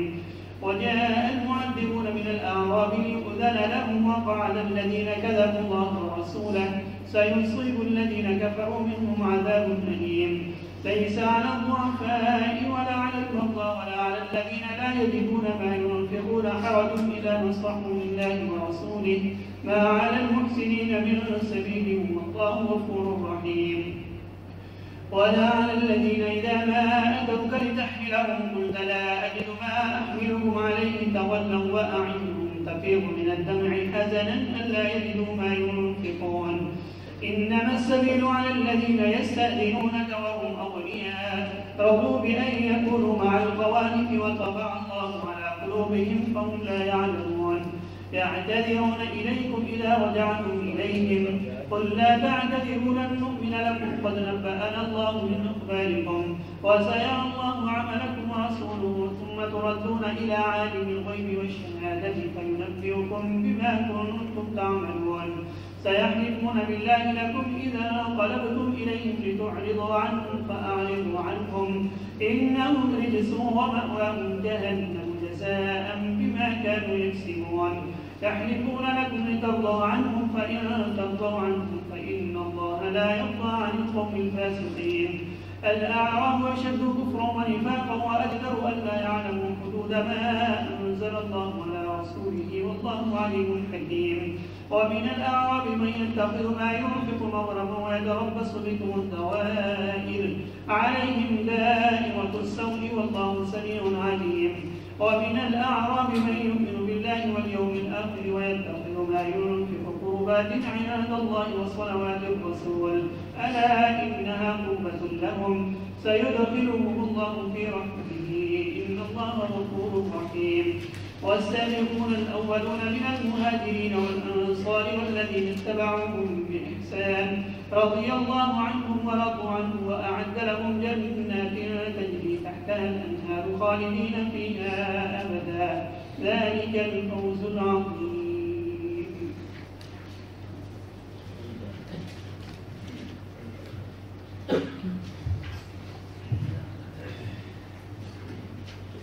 جنگ تبوک سے واپس آنے سے پہلے تو منافقوں کے ساتھ رویہ بڑا نرم تھا، گزر کی جا رہی تھی، کچھ نہیں کہا جا رہا تھا.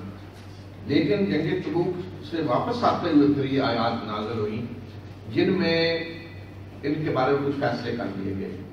ایک تو یہ کہ آئندہ کسی جنگ میں مسلمانوں کے ساتھ نہیں جائیں گے، جانا بھی چاہیں تو انہیں روک دیا جائے گا، تم نہیں جا سکتے. دوسرا یہ کہ اگر ان میں سے کوئی مرے تو رسول صلی اللہ علیہ وسلم اس کی نماز جنازہ نہیں پڑھیں گے. رسول صلی اللہ علیہ وسلم کو روک دیا گیا، باقی لوگ پڑھیں، آپ نہیں پڑھیں گے، نہ اس کے لیے آپ دعا کریں گے. گویا کہ رسول صلی اللہ علیہ وسلم کی دعا سے انہیں محروم کر دیا گیا. تو اس سے بڑی کوئی بدقسمتی کسی کی نہیں ہو سکتی کہ رسول صلی اللہ علیہ وسلم کی دعا سے وہ محروم ہو جائے. اور تیسرا یہ کہ رویہ مسلمانوں کا پھر ان کے بارے میں وہ نہیں، سختی کہا گیا کہ سختی کریں. اور ایک کاروائی وہ تھی مسجد درار کے بارے میں جس کا آگے آ رہا ہے.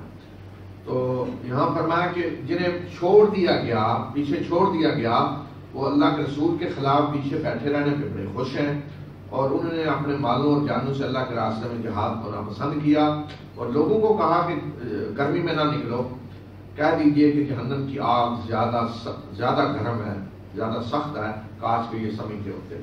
تو ان کو کہا گیا کہ یہ خود چھوڑ دیے گئے ہیں، گویا کہ اللہ نے انہیں توفیق ہی نہیں دی، چھوڑ دیا، پیچھے پھینک دیا، اور بجائے اس کے کہ یہ کہیں ہم نہیں گئے، اللہ نے گویا کہ انہیں چھوڑ دیا. اور یہ خوش ہیں اللہ کے رسول کے خلاف پیچھے بیٹھے رہنے پہ، بڑے مگن ہیں جی اللہ کے رسول تو گرمی میں جا رہے ہیں، سفر کر رہے ہیں، مشقت تو ہم آرام سے بیٹھے ہوئے ہیں. اور انہوں نے اللہ کے راستے میں جانوں مالوں سے جہاد کو ناپسند کیا ہے اور پراپوگنڈا کیا، لوگوں کو بھی کہا جی گرمی اتنی نہ جاؤ. فرمایا کہ جہنم کی آگ اس سے زیادہ سخت ہے، کاش کے جانتے ہوتے کہ یہ گرمی جو ہے اس میں نکل کر تم جہنم کی آگ سے بچو گے اور جنت ہے تمہارے لیے. جو کرتوت یہ کرتے رہے ہیں اس کے جزا کے طور پہ انہیں ہنسنا کم چاہیے اور رونا زیادہ چاہیے. اگر آپ ان میں سے کسی گروہ کی طرف پلٹیں، واپس جب آئیں ہیں پلٹیں اور یہ آپ سے آپ اجازت مانگیں نکلنے کے لیے، جہاد کے لیے، تو کہہ دیجئے کہ تم قطعاً آپ میرے ساتھ نہیں نکل سکو گے اور نہ میرے ساتھ مل کر دشمن سے لڑو گے. تم پہلے بیٹھے رہنے پہ راضی ہو گئے ہو تو لہذا اب بھی پیچھے رہنے والوں کے ساتھ بیٹھے رہو. پابندی لگا دی کہ آئندہ اجازت مانگیں تو نہیں، کسی جنگ میں میرے ساتھ نہیں جا سکو گے. اور ان میں سے جو مرے کبھی بھی آپ اس کی نماز جنازہ نہ پڑھیں اور نہ ہی اس کی قبر پہ کھڑے ہوں، یعنی نماز جنازہ بھی نہ پڑھیں اور کہیں دعائے مغفرت کے لیے بھی اس کی قبر پہ نہ جائیں. بے شک انہوں نے کفر کیا اللہ اور اللہ کے رسول کے ساتھ اور یہ مرے نہیں ساتھ میں کہ یہ فاسق ہیں. تو رسول اللہ صلی اللہ علیہ وسلم کی زندگی میں جو پڑھتا تو وہ تو بعد میں پتہ چل جاتا کہ آپ فرماتے ہیں کہ جراؤ اس کی پڑھ لو جناب، آپ نہیں پڑھتے، باقی کو آپ نے روکتے، جو پڑھنا چاہے پڑھ لے، اور آپ کے مال، ان کے مال اور اولادوں جو ہیں ان پہ آپ کو تعجب نہ ہو۔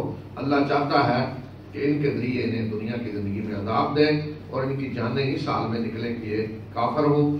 اور جب کوئی صورت نازل کی جاتی ہے اور اس میں حکم دیا جاتا ہے کہ مان لو اللہ پہ اور جہاد کرو اس کے رسول کے ساتھ مل کر، تو ان میں سے جو مقصد رکھنے والے ہیں وہ آپ سے اجازت مانگنے آ جاتے ہیں اور کہتے ہیں کہ ہمیں چھوڑ دیں کہ ہم بیٹھے رہنے والوں کے ساتھ، اور یہ راضی ہوئے اس پہ کہ یہ بیٹھے رہے عورتوں کے ساتھ، اور ان کے دلوں پہ مہر لگا دی گئی اور یہ کچھ سمجھتے نہیں ہیں۔ یعنی پیچھے تو فرمایا عورتیں بیٹھی ہیں گھروں میں جتنی اجازت، یہ بھی عورتوں کی طرح ان کے ساتھ بیٹھ کے انہیں شرم نہیں آتی، لیکن رسول اور وہ لوگ جو آپ کے ساتھ ایمان لائے اور انہوں نے جہاد کیا اپنے مالوں اور جانوں سے، اور وہ لوگ ہیں کہ جن کے لیے ساری کامیابیاں ہیں، بھلائیاں ہیں، یعنی وہ لوٹ کے لے گئے ساری کامیابیاں بھلائیاں، اور یہ وہ لوگ ہیں کہ جو فلاح پانے والے ہیں۔ ان کے لیے اللہ نے ایسے باغات تیار کیے ہیں جن کے اندر نہریں بہ رہی ہوں گی، اس میں ہمیشہ رہیں گے، اور یہ ہے عظیم کامیابی۔ اور بدوی لوگ بہانے بعد عذر کرنے کے لیے آئے تاکہ انہیں اجازت دے دی جائے، اور اس طرح بیٹھ کے وہ لوگ جنہوں نے اللہ اور اللہ کے رسول کو جھٹلایا، تو ان میں سے جنہوں نے کفر کیا وہ دردناک عذاب کی لپیٹ میں وہ آئیں گے۔ تو اب جو بدو تھے، عراب سے مراد ہے بدوی جو ارد گرد مدینہ کے تھے، خانہ بدوخ جیسے کہتے ہیں، یہ باہر الگ الگ جہاں کسی نے جھاپڑا اڑا لیا عراب۔ فرمایا کہ ان میں سے بھی جو مسلمان تھے تو وہ بھی عذر کرنے کے لیے آگے کہ ہماری یہ مجبوری ہے یہ مجبوری ہے، تو عذر کر کے وہ بھی بیٹھ گئے۔ تو اصل بات یہ تھی کہ انہوں نے اللہ اور اللہ کے رسول کو جھٹلایا، تو اس کی فرمایا سزا انہیں ملے گی۔ اب بتائیں کہ کون لوگ ہیں جو واقعتاً معذور ہیں، معذور حقیقت میں کون ہے؟ یہ پچھلے سارے عذر کرنے والے، معذور کون ہیں؟ فرمایا کہ جو کمزور ہیں اور بیمار ہیں ان پہ کوئی حرج نہیں ہے، اور نہ ان لوگوں پہ کہ جو خرچ کرنے کے لیے کچھ نہیں پاتے جبکہ وہ اللہ اور اس کے رسول کے خیر خواہ ہوں، اور ایسے نیکوکاروں پہ کوئی الزام نہیں ہے، اللہ بخشنے والا مہربان ہے۔ اور نہ ہی ان لوگوں پہ کہ جب وہ آپ کے پاس آئے تاکہ آپ انہیں سواریاں مہیا کریں تو آپ نے کہا کہ میرے پاس کچھ نہیں، میں جس پہ آپ کو سوار کروں، تو وہ پلٹے اس حال میں کہ ان کی آنکھوں سے آنسو بہ رہے تھے، اس غم میں کہ ان کے پاس خرچ کرنے کے لیے کچھ نہیں ہے۔ تو یہ فرمایا کہ معذور ہی ہے۔ ایک تو کمزور لوگ جو جان میں نہیں جا سکتے، بیمار، یا جن کے پاس خرچ کے لیے کچھ نہیں، خود سواری نہیں، کچھ نہیں، اور پھر آپ کے پاس آئے کہ آپ سواری دے دیں، تو رسول صلی اللہ علیہ وسلم نے کہا میرے پاس سواری نہیں ہے۔ تو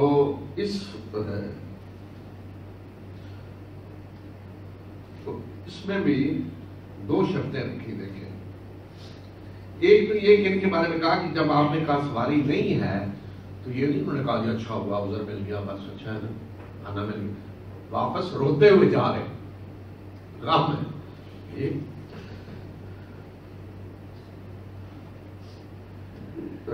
اسی طرح پہلے جو تھے بیمار اور کمزور، ان کے بارے میں فرمایا کہ اس حالت میں کوئی الزام نہیں کہ وہ خیر خواہ اللہ اور اللہ کے رسول کے۔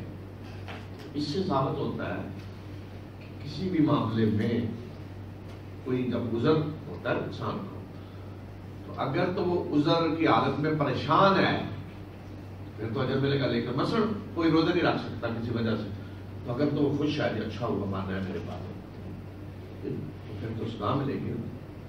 لیکن اگر وہ پریشان ہے کہ میری جو بیماری ہے یہ وجہ ہے نہیں رہ سکتا، تو پھر اسے اجر ملے گا۔ تو اللہ اور اللہ کے خیر خواہ ہونا ضروری ہے، اور آدمی اگر کسی چیز سے معروم ہو رہا ہے اس عذر کی وجہ سے تو اسے پریشانی ہونی چاہیے، خوشی نہیں ہونی چاہیے کہ میں تو بچ گیا میرے پاس تو عذر ہے۔ الزام تو حقیقت میں ان لوگوں پہ ہے جو آپ سے اجازت مانگتے ہیں، حالانکہ وہ مالدار ہیں اور وہ راضی ہو گئے اس بات پہ کہ وہ بیٹھنے والیوں کے ساتھ بیٹھے رہے، یعنی عورتوں کے ساتھ، اور اللہ نے ان کے دلوں پہ مہر لگا دی اور وہ جانتے نہیں ہیں۔ جب آپ ان کی طرف لوٹیں گے تو یہ آپ کے سامنے عذر کرنے کے لیے آئیں گے، کہہ دیجئے کہ تم عذر نہ کرو، ہم قطعاً تمہاری بات نہیں مانیں گے، اللہ نے تمہاری خبریں ہمیں بتا دی ہیں، اور اللہ تمہارے عمل کو دیکھے گا اور اس کا رسول بھی، پھر تم اس ہستی کی طرف لوٹائے جاؤ گے جو غیب اور ظاہر کو جاننے والا ہے، اور وہ تمہیں بتائے گا کہ جو تم کرتے رہے۔ اب واپسی میں راستے میں یہ آیتیں نازل ہوئی، رسول صلی اللہ علیہ وسلم بتا دیا گا کہ جب آپ مدینہ پہنچیں گے تو عذر کرنے کے لیے آ جائیں گے۔ یہ تو سمجھ رہے تھے نا واپس نہیں آنا مسلمانوں نے، اب جب دیکھیں گے آ گئے ہیں تو اب دوڑیں گے عذر کرنے کے لیے، تو آپ کہتے ہیں ہم تمہاری بات نہیں مانیں گے، اللہ نے بتا دیا ہے سب کچھ، لیکن پھر بھی موقع دیا کہ تمہارے عمل کو اللہ اور اس کے رسول دیکھیں گے دنیا میں بھی، اور پھر آخرت میں اللہ کے سامنے تم نے جانا ہے، وہ بتائے گا کیا کرتے رہے ہو۔ فرمایا کہ یہ اللہ کی قسمیں کھائیں گے تمہارے سامنے جب تم پلٹ کر ان کی طرف جاؤ گے، تاکہ ان سے اعراض کریں، ان سے اعراض کریں۔ فرمایا اعراض کریں، یہ گندگی ہے، چھوڑے دفع کریں، گندگی ہے، ان کو بعض کچھ بھی نہ کریں، ان کا ٹھکانہ جہنم ہے، اور یہ اس وجہ سے ہے جو وہ کرتوت کرتے رہے۔ اسی لیے رسول صلی اللہ علیہ وسلم کے پاس جب منافق آ کے جو بھی عذر کرتا نا، کچھ نہیں کہا آپ نے، جتنے منافق آئے واپسی پہ، میری یہ مجبوری تھی، میں کچھ تو تھے جنہوں نے پہلے ہی اجازت لے لی تھی، کچھ تھے اجازت کے بغیر نہیں گئے ہی نہیں، اور جب رسول صلی اللہ علیہ وسلم آئے تو آتے ہی عذر آ رہے، میری یہ مجبوری تھی، مجبوری کچھ نہیں کہا بالکل۔ لیکن جو مخلص مسلمان تھے نا، سچے، چند وہ بھی تھے جو نہیں گئے، وہ جب آئے تو رسول صلی اللہ علیہ وسلم نے ایک تو یہ انہوں نے سچ بولا، کوئی عذر نہیں پیش کیا، سچ بولا، ان کو رسول صلی اللہ علیہ وسلم نے بس کہا کہ تمہیں سزا ملے گی، کسی منافق کو نہیں کہا۔ اس لیے قرآن نے کہتے ہیں گندگی ہے، چھوڑیں، ضرورت کیا ہے ایسی ان کو سزائیں دینے کی، اسے کچھ سے اور فتنے پیدا ہوتے ہیں۔ جس طرح دنیا میں کوئی نے جو گستاخی کی تو بعض صحابہ نے کہا نا قتل کر دیں، آگے آئے گا اگلی صورت میں منافقوں نے، تو رسول صلی اللہ علیہ وسلم نے نہیں بات ان کی مانی، اس لیے کہ اگر اس وقت قتل کا حکم دے دیتے تو انصار میں اور خزرج کا مسئلہ کھڑا ہو جاتا، مہاجرین اور انصار کا کھڑا ہو جاتا۔ انصار کہتے دیکھیں جی مہاجرین یہ سارے انہوں نے ہمارا آدمی قتل کروا دی۔ اس طرح کی جو چیزیں بڑی جلدی اٹھتی ہیں، آگ کی طرح پھیلتی ہیں، لسانی عصبیت، نسلی رنگ کی فلاں بڑی تیزی سے پھیلتی ہیں، ذرا سی چنگاری دکھانے کی ضرورت ہوتی ہے۔ تو اس لیے رسول صلی اللہ علیہ وسلم نے انہیں کچھ نہیں کہا، لیکن جو سچے تھے ان کو پکڑا کے آ رہا ہے۔ یہ آپ کے سامنے قسمیں کھاتے ہیں تاکہ آپ ان سے راضی ہو جائیں، آپ ان سے راضی ہو بھی جائیں تو بے شک اللہ تو ایسے فاصلوں سے راضی نہیں ہوگا۔ فرمایا کہ آپ کو راضی کرنے کی مشقیں کر بھی لیں، راضی ہو بھی جائیں تو اللہ تو ایسے فاصلوں سے راضی نہیں ہوگا۔ اور دیہاتی جو بدو ہیں جو ہیں وہ کفر اور نفاق میں زیادہ سخت ہے، اور اس بات کے قریب ہے لائق ہے اس کے کہ جو اللہ اور اس کے اللہ نے اپنے رسول پہ جو حدود نازل کی ہیں اس کو نہ جانیں، یعنی حالات ان کے ایسے ہیں کہ وہ اللہ اور اللہ کے رسول، اللہ نے اپنے رسول پہ جو کوئی نازل کیا نہ جانے، اس لیے کہ نہ مدینہ آئے، نہ رسول صلی اللہ علیہ وسلم مجلس میں بیٹھے، نہ کوئی دین سمجھا نہ سنا، بدو باہر بیٹھے ہوئے، تو ان کو دین کا کیا پتا۔ فرمایا کہ وہ کفر اور نفاق میں زیادہ سخت ہے، اور اللہ جاننے والا اور دانا ہے۔ اور آرام میں ایسے بھی ہیں کہ جو خرچ کرتے ہیں اس کو چٹی سمجھتے ہیں، جو زکوٰۃ مسلمان لے رہے تھے نا تو اس کو چٹی سمجھتے ہیں، اور تمہارے بارے میں گردش ایام کے منتظر ہیں، انتظار کر رہے ہیں کو آئے مسلمانوں کو ختم کر دے، جان چھڑائے گے، زکوٰۃ مال دینی پڑتی، نمازیں پڑھنی پڑتی ہیں جی، جان چھوٹے، برا تارا انہیں پہ آئے گی، بری گردش انہیں پہ آئے گی۔ فرمایا تمہارے بارے میں انتظار کر رہے ہیں تو شامت انہیں کی آئے گی، اور اللہ سننے والا اور جاننے والا ہے۔ اور بدو میں سے ایسے بھی ہیں جو اللہ یوم آخرت پر ایمان رکھتے ہیں، اور جو خرچ کرتے ہیں اس کو اللہ کے قرب کا ذریعہ سمجھتے ہیں، اور رسول صلی اللہ علیہ وسلم کی دعائیں حاصل کرنے کا ذریعہ سمجھتے ہیں۔ انہیں معلوم ہونا چاہیے کہ بے شک ان کے لیے یہ اللہ کے قرب کا ذریعہ ہے، جلد اللہ انہیں اپنی رحمت میں داخل کرے گا، اور اللہ بخشنے والا مہربان ہے۔ دیکھیے یہ ہوتا ہے عدل ہر ایک کے بارے میں، یہاں بھی ذکر کیا انہیں برے بھی ہیں اچھے بھی ہیں۔ تو ہمارا آج کل نا جس معاملے میں مسلمان آج انتہا پہ، کسی کے بارے میں سارے برے، فلاں برے، ان میں کوئی اچھا پہ نظر نہیں آتا۔ عدل ہونا چاہیے، جو اچھے لوگ ہیں ان کا اعتراف کیا جائے، یا کسی کے اندر جو اچھائیاں ہیں ان کا اعتراف کیا جائے، جو برائیاں ہیں وہ بھی اگر کریں تو اچھائیوں کا بھی اعتراف کریں۔ اور سبقت لے جانے والے سب سے پہلے ایمان لانے والے مہاجرین اور انصار میں سے، اور وہ لوگ جنہوں نے احسان کے ساتھ بہترین عمل کرتے ان کی پیروی کی، اللہ ان سے راضی ہوا اور وہ اللہ سے راضی ہوئے، اور اللہ نے ان کے لیے ایسے باغات تیار کر رہے ہیں کہ یہ ہیں جن کے اندر نہریں جاری ہوں گی، وہ ہمیشہ اس میں رہیں گے، اور یہ ہے عظیم کامیابی۔ تو سابقون الاولون یہ مہاجرین میں سے بھی ہیں اور अंसार में से भी हैं। तो सबसे पहले ईमान लाए मुहाजिरीन में से, और जो सबसे पहले ईमान लाए अंसार में से। तो ये दर्जात हैं जो बताए उलमा ने। आगे इंशाअल्लाह इस पर हम अगली सूरतों में बात करेंगे। وممن حولكم من الأعراب منافقون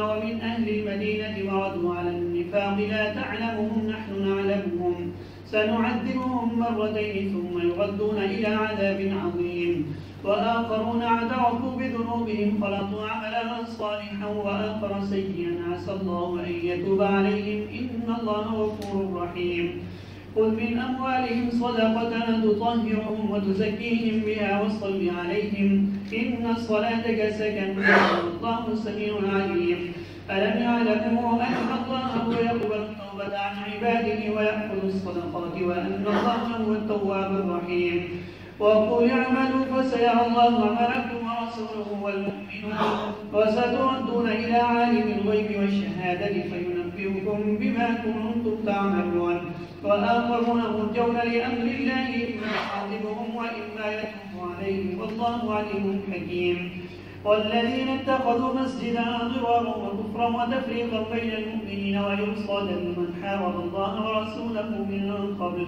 ولا يحلفن إن أردنا إلا الحسنى والله يشهد إنهم لكاذبون لا تقم فيه أبدا لمسجد أسس على التقوى من أول يوم أحق أن تقوم فيه رجال يحبون أن يتطهروا والله يحب المطهرين أفمن أسس بنيانه على تقوى من الله ورضوان خير أم من أسس بنيانه على شفا جرف هار فانهار به في نار جهنم والله لا يهدي القوم الظالمين لا يزال بنيانهم الذي بنوا ريبة في قلوبهم إلا أن تقطع قلوبهم والله عليم حكيم إن الله اشترى من المؤمنين أنفسهم وأموالهم بأن لهم الجنة يقاتلون في سبيل الله فيقتلون ويقتلون وعدا عليه حقا في التوراة والإنجيل والقرآن ومن أوفى بعهده من الله فاستبشروا ببيعكم الذي بايعتم به وذلك هو الفوز العظيم التائبون العابدون الحامدون السائحون الراكعون الساجدون الآمرون بالمعروف والناهون عن المنكر والحافظون لحدود الله وبشر المؤمنين ما كان للنبي والذين آمنوا أن يستغفروا للمشركين ولو كانوا أولي قربى من بعد ما تبين لهم أنهم أصحاب الجحيم وما كان استغفار إبراهيم لأبيه إلا عن موعدة وعدها إياه فلما تبين له أنه عدو لله تبرأ منه إن إبراهيم لأواه حليم وما كان الله ليضل قوما بعد إذ هداهم حتى يبين لهم ما يتقون إن الله بكل شيء عليم إن الله له ملك السماوات والأرض يحيي ويميت وما لكم من دون الله من ولي ولا نصير لقد تاب الله على النبي والمهاجرين والأنصار الذين اتبعوه في ساعة العسرة من بعد ما كاد يزيغ قلوب فريق منهم ثم تاب عليهم إنه بهم رءوف رحيم وعلى الثلاثة الذين خلفوا حتى إذا ضاقت عليهم الأرض بما رحبت وضاقت عليهم أنفسهم وظنوا أن لا ملجأ من الله إلا إليه ثم تاب عليهم ليتوبوا إن الله هو التواب الرحيم.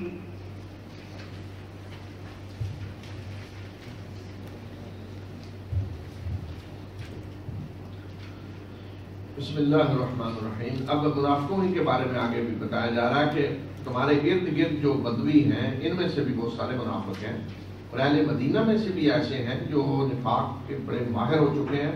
तुम उन्हें नहीं जानते, हम उन्हें जानते हैं और हम उन्हें दुगना अदाब देंगे, फिर वो एक बड़े अदाब की तरफ लौटाए जाएंगे।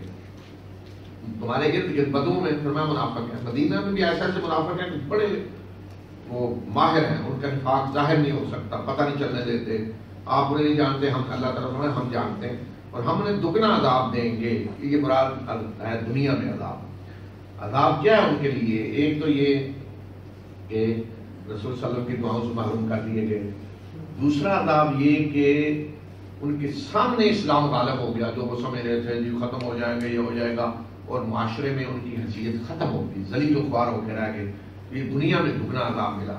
اور دوسرا فرمایا بڑے عذاب کی طرف، یعنی قیامت کا جو عذاب مرنے کے بعد وہ تو ہے، اس کی طرف پھر لوٹائے جائیں گے. اور کچھ دوسرے لوگ ہیں جنہوں نے اپنے گناہوں کا اعتراف کر لیا ہے، اور انہوں نے کچھ اچھے عمل بھی کیے ہیں اور کچھ برے عمل کیے ہیں. امید ہے کہ اللہ ان کی توبہ قبول کرے گا. بے شک اللہ بخشنے والا مہربان ہے. ان کے مالوں سے صدقہ لیں اور انہیں پاک کریں، اور اس کے ذریعے ان کا تزکیہ کریں اور ان کے لیے دعا کریں.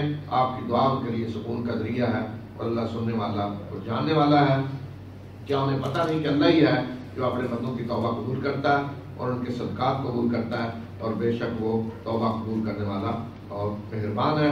انہیں کہہ دیں کہ عمل کرو، اللہ تمہارے عمل کو دیکھے گا، اس کا رسول بھی اور مومن بھی، اور پھر تم اس ذات کی طرف لوٹائے جاؤ ہوئے جو غیب اور ظاہر کو جاننے والا ہے، اور وہ تمہیں بتائے گا جو کچھ تم کرتے رہے. یہ کچھ لوگ تھے ایسے جو مخلص تھے مسلمان، ان سے بھی غلطی ہوئی، نہیں جا سکے جنگ میں، لیکن انہوں نے اپنا اعتراف کر لیا. تو ان کے بارے میں فرمایا کہ ان سے کچھ غلطیاں بھی ہوئی ہیں، کچھ نیک، یعنی جیسے ہوتا ہے نا آدمی نیکیاں بھی ہیں بڑھیاں بھی ہیں. تو ان کے بارے میں فرمایا کہ امید ہے اللہ ان کی توبہ کو. اور جب اللہ کی طرف سے امید دلائی جاتی ہے، امید ہے جو یقینی بات ہوتی ہے، امید ہے. لیکن بندے کو تو امید رکھنی چاہیے، بندہ کہ یقین نہیں کہ میں یہ ہوں جنت نہیں. اس لیے فرمایا کہ امید انہیں رکھنی چاہیے کہ اللہ ان کی توبہ قبول کرے گا. اور ان کے بارے میں رسول صلی اللہ علیہ وسلم کو حکم دیا کہ ان کا بائیکاٹ نہ کیا جائے، ان کے مالوں سے صدقہ لیں جس کے ذریعے انہیں پاک کریں، ان کا تزکیہ کریں، پھر آپ دعا کریں، صدقہ لے کر ان کے لیے دعا کریں. آپ کی دعا ان کے لیے سکون کر دیا ہے. پھر انہیں یقین بھی تسلی دی کہ انہیں معلوم ہونا چاہیے کہ اللہ اپنے بندوں کی توبہ قبول کرتا ہے، حوصلہ دیا، صدقات قبول کرتا ہے. منافقوں کے بارے میں کہہ دیا ان کے صدقات قبول نہیں کیے جائیں گے. ان کے بارے میں تھا اللہ ان کے صدقات قبول کرے گا. اور آئندہ وہ بارہ آئے نہیں، کب عمل کر کے دکھاؤ مزید. اللہ دیکھنا چاہتا ہے کہ تم کیا کرتے ہو، آپ موقع ہے، اور اس کا رسول بھی تمہارے عمل کو دیکھے گا، مومن بھی دیکھیں گے. اصل کیا ہے کہ اللہ کی طرف جب تم نے لوٹنا ہے تو وہاں دیکھا جائے کہ تم کیا کر کے آئے. اور کچھ دوسرے بھی ہیں جن کے معاملے کو اللہ کے فیصلے تک کے لیے ملتوی کر دیا گیا ہے. یا تو اللہ انہیں عذاب دے گا یا ان کی توبہ قبول کرے گا. بے شک اللہ جاننے والا اور دانا ہے. یہ 3 صحابی تھے جن کے معاملے کو ملتوی کر دیا گیا. انہوں نے بھی سچ بتا دیا اور بڑے مخلص لوگ تھے. ان میں سے بعض پہلے بدر میں سے تھے، یہ نہیں جا سکے، سستی کل جاتے ہیں. بعض لوگ ہوتے ہیں نا ہر کام کل پہ ڈالنا ہے، اور وہ کل کبھی نہیں آتی. یہ یاد رکھیں، جو آدمی کل پہ ڈالتا ہے نا اس کی وہ کل کبھی نہیں آتی. کل پہ تو یہ کل پہ ڈالنے والے کل چلے جائیں گے، پھر کل وہ کل نہیں آئے، حتیٰ کہ وقت اتنا ہو گیا کہ ممکن ہی نہیں تھا پہنچنا. تو جب رسول صلی اللہ علیہ وسلم تشریف لائے تو انہیں صاف صاف بتا دیا. ان کے لیے رسول صلی اللہ علیہ وسلم نے صحابہ کو حکم دے دیا کہ ان کا بائیکاٹ کریں، کوئی ان سے بات نہیں کرے گا، بالکل کوئی بات نہیں کرے گا، بائیکاٹ کر دیا گیا. تو یہ ہے کہ ان کے معاملے کو ملتوی کر دیا گیا، بائیکاٹ کر دیا گیا کہ اللہ فیصلہ کرے گا ان کے بارے میں. انتظار کریں اللہ کیا فیصلہ کرتا ہے. تو آگے اللہ کا فیصلہ آ رہا ہے آخر میں. اس وقت تک ان کا بائیکاٹ کیا گیا. اور وہ لوگ، وہ منافق جنہوں نے ایک مسجد بنائی اسلام کو نقصان پہنچانے کے لیے، کفر کرنے کے لیے، مومنوں کے درمیان تفریق پیدا کرنے کے لیے، اور جو پہلے سے اللہ اور اس کے رسول کے خلاف جنگ کر رہے تھے ان کے لیے ایک پناہ گاہ کے طور پہ. اور اب وہ حلف اٹھا کے کہتے ہیں کہ ہمارا ارادہ تو بھلائی کے سوا کچھ نہیں تھا. کہتے نہیں ہم نے تو اچھی نیت سے کیا سارا. تو یہ مسجد انہوں نے بنائی.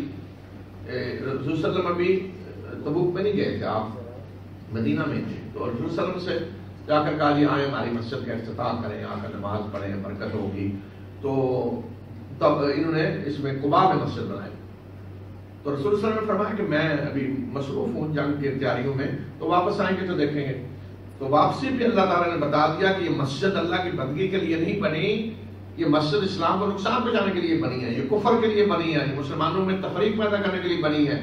اور جو اللہ اور اللہ کے رسول کے خلاف جنگ کر رہے ہیں ان کی پناہ گاہ بنی ہے، ان کا اڈا بنا ہے، اللہ کے دشمنوں کا اڈا ہے یہ. اور فرمایا کہ یہ قسمیں کھاتے ہیں کہ ہم نے تو اچھا ارادہ کیا. فرمایا کہ اللہ گواہی دیتا ہے کہ یہ جھوٹے ہیں.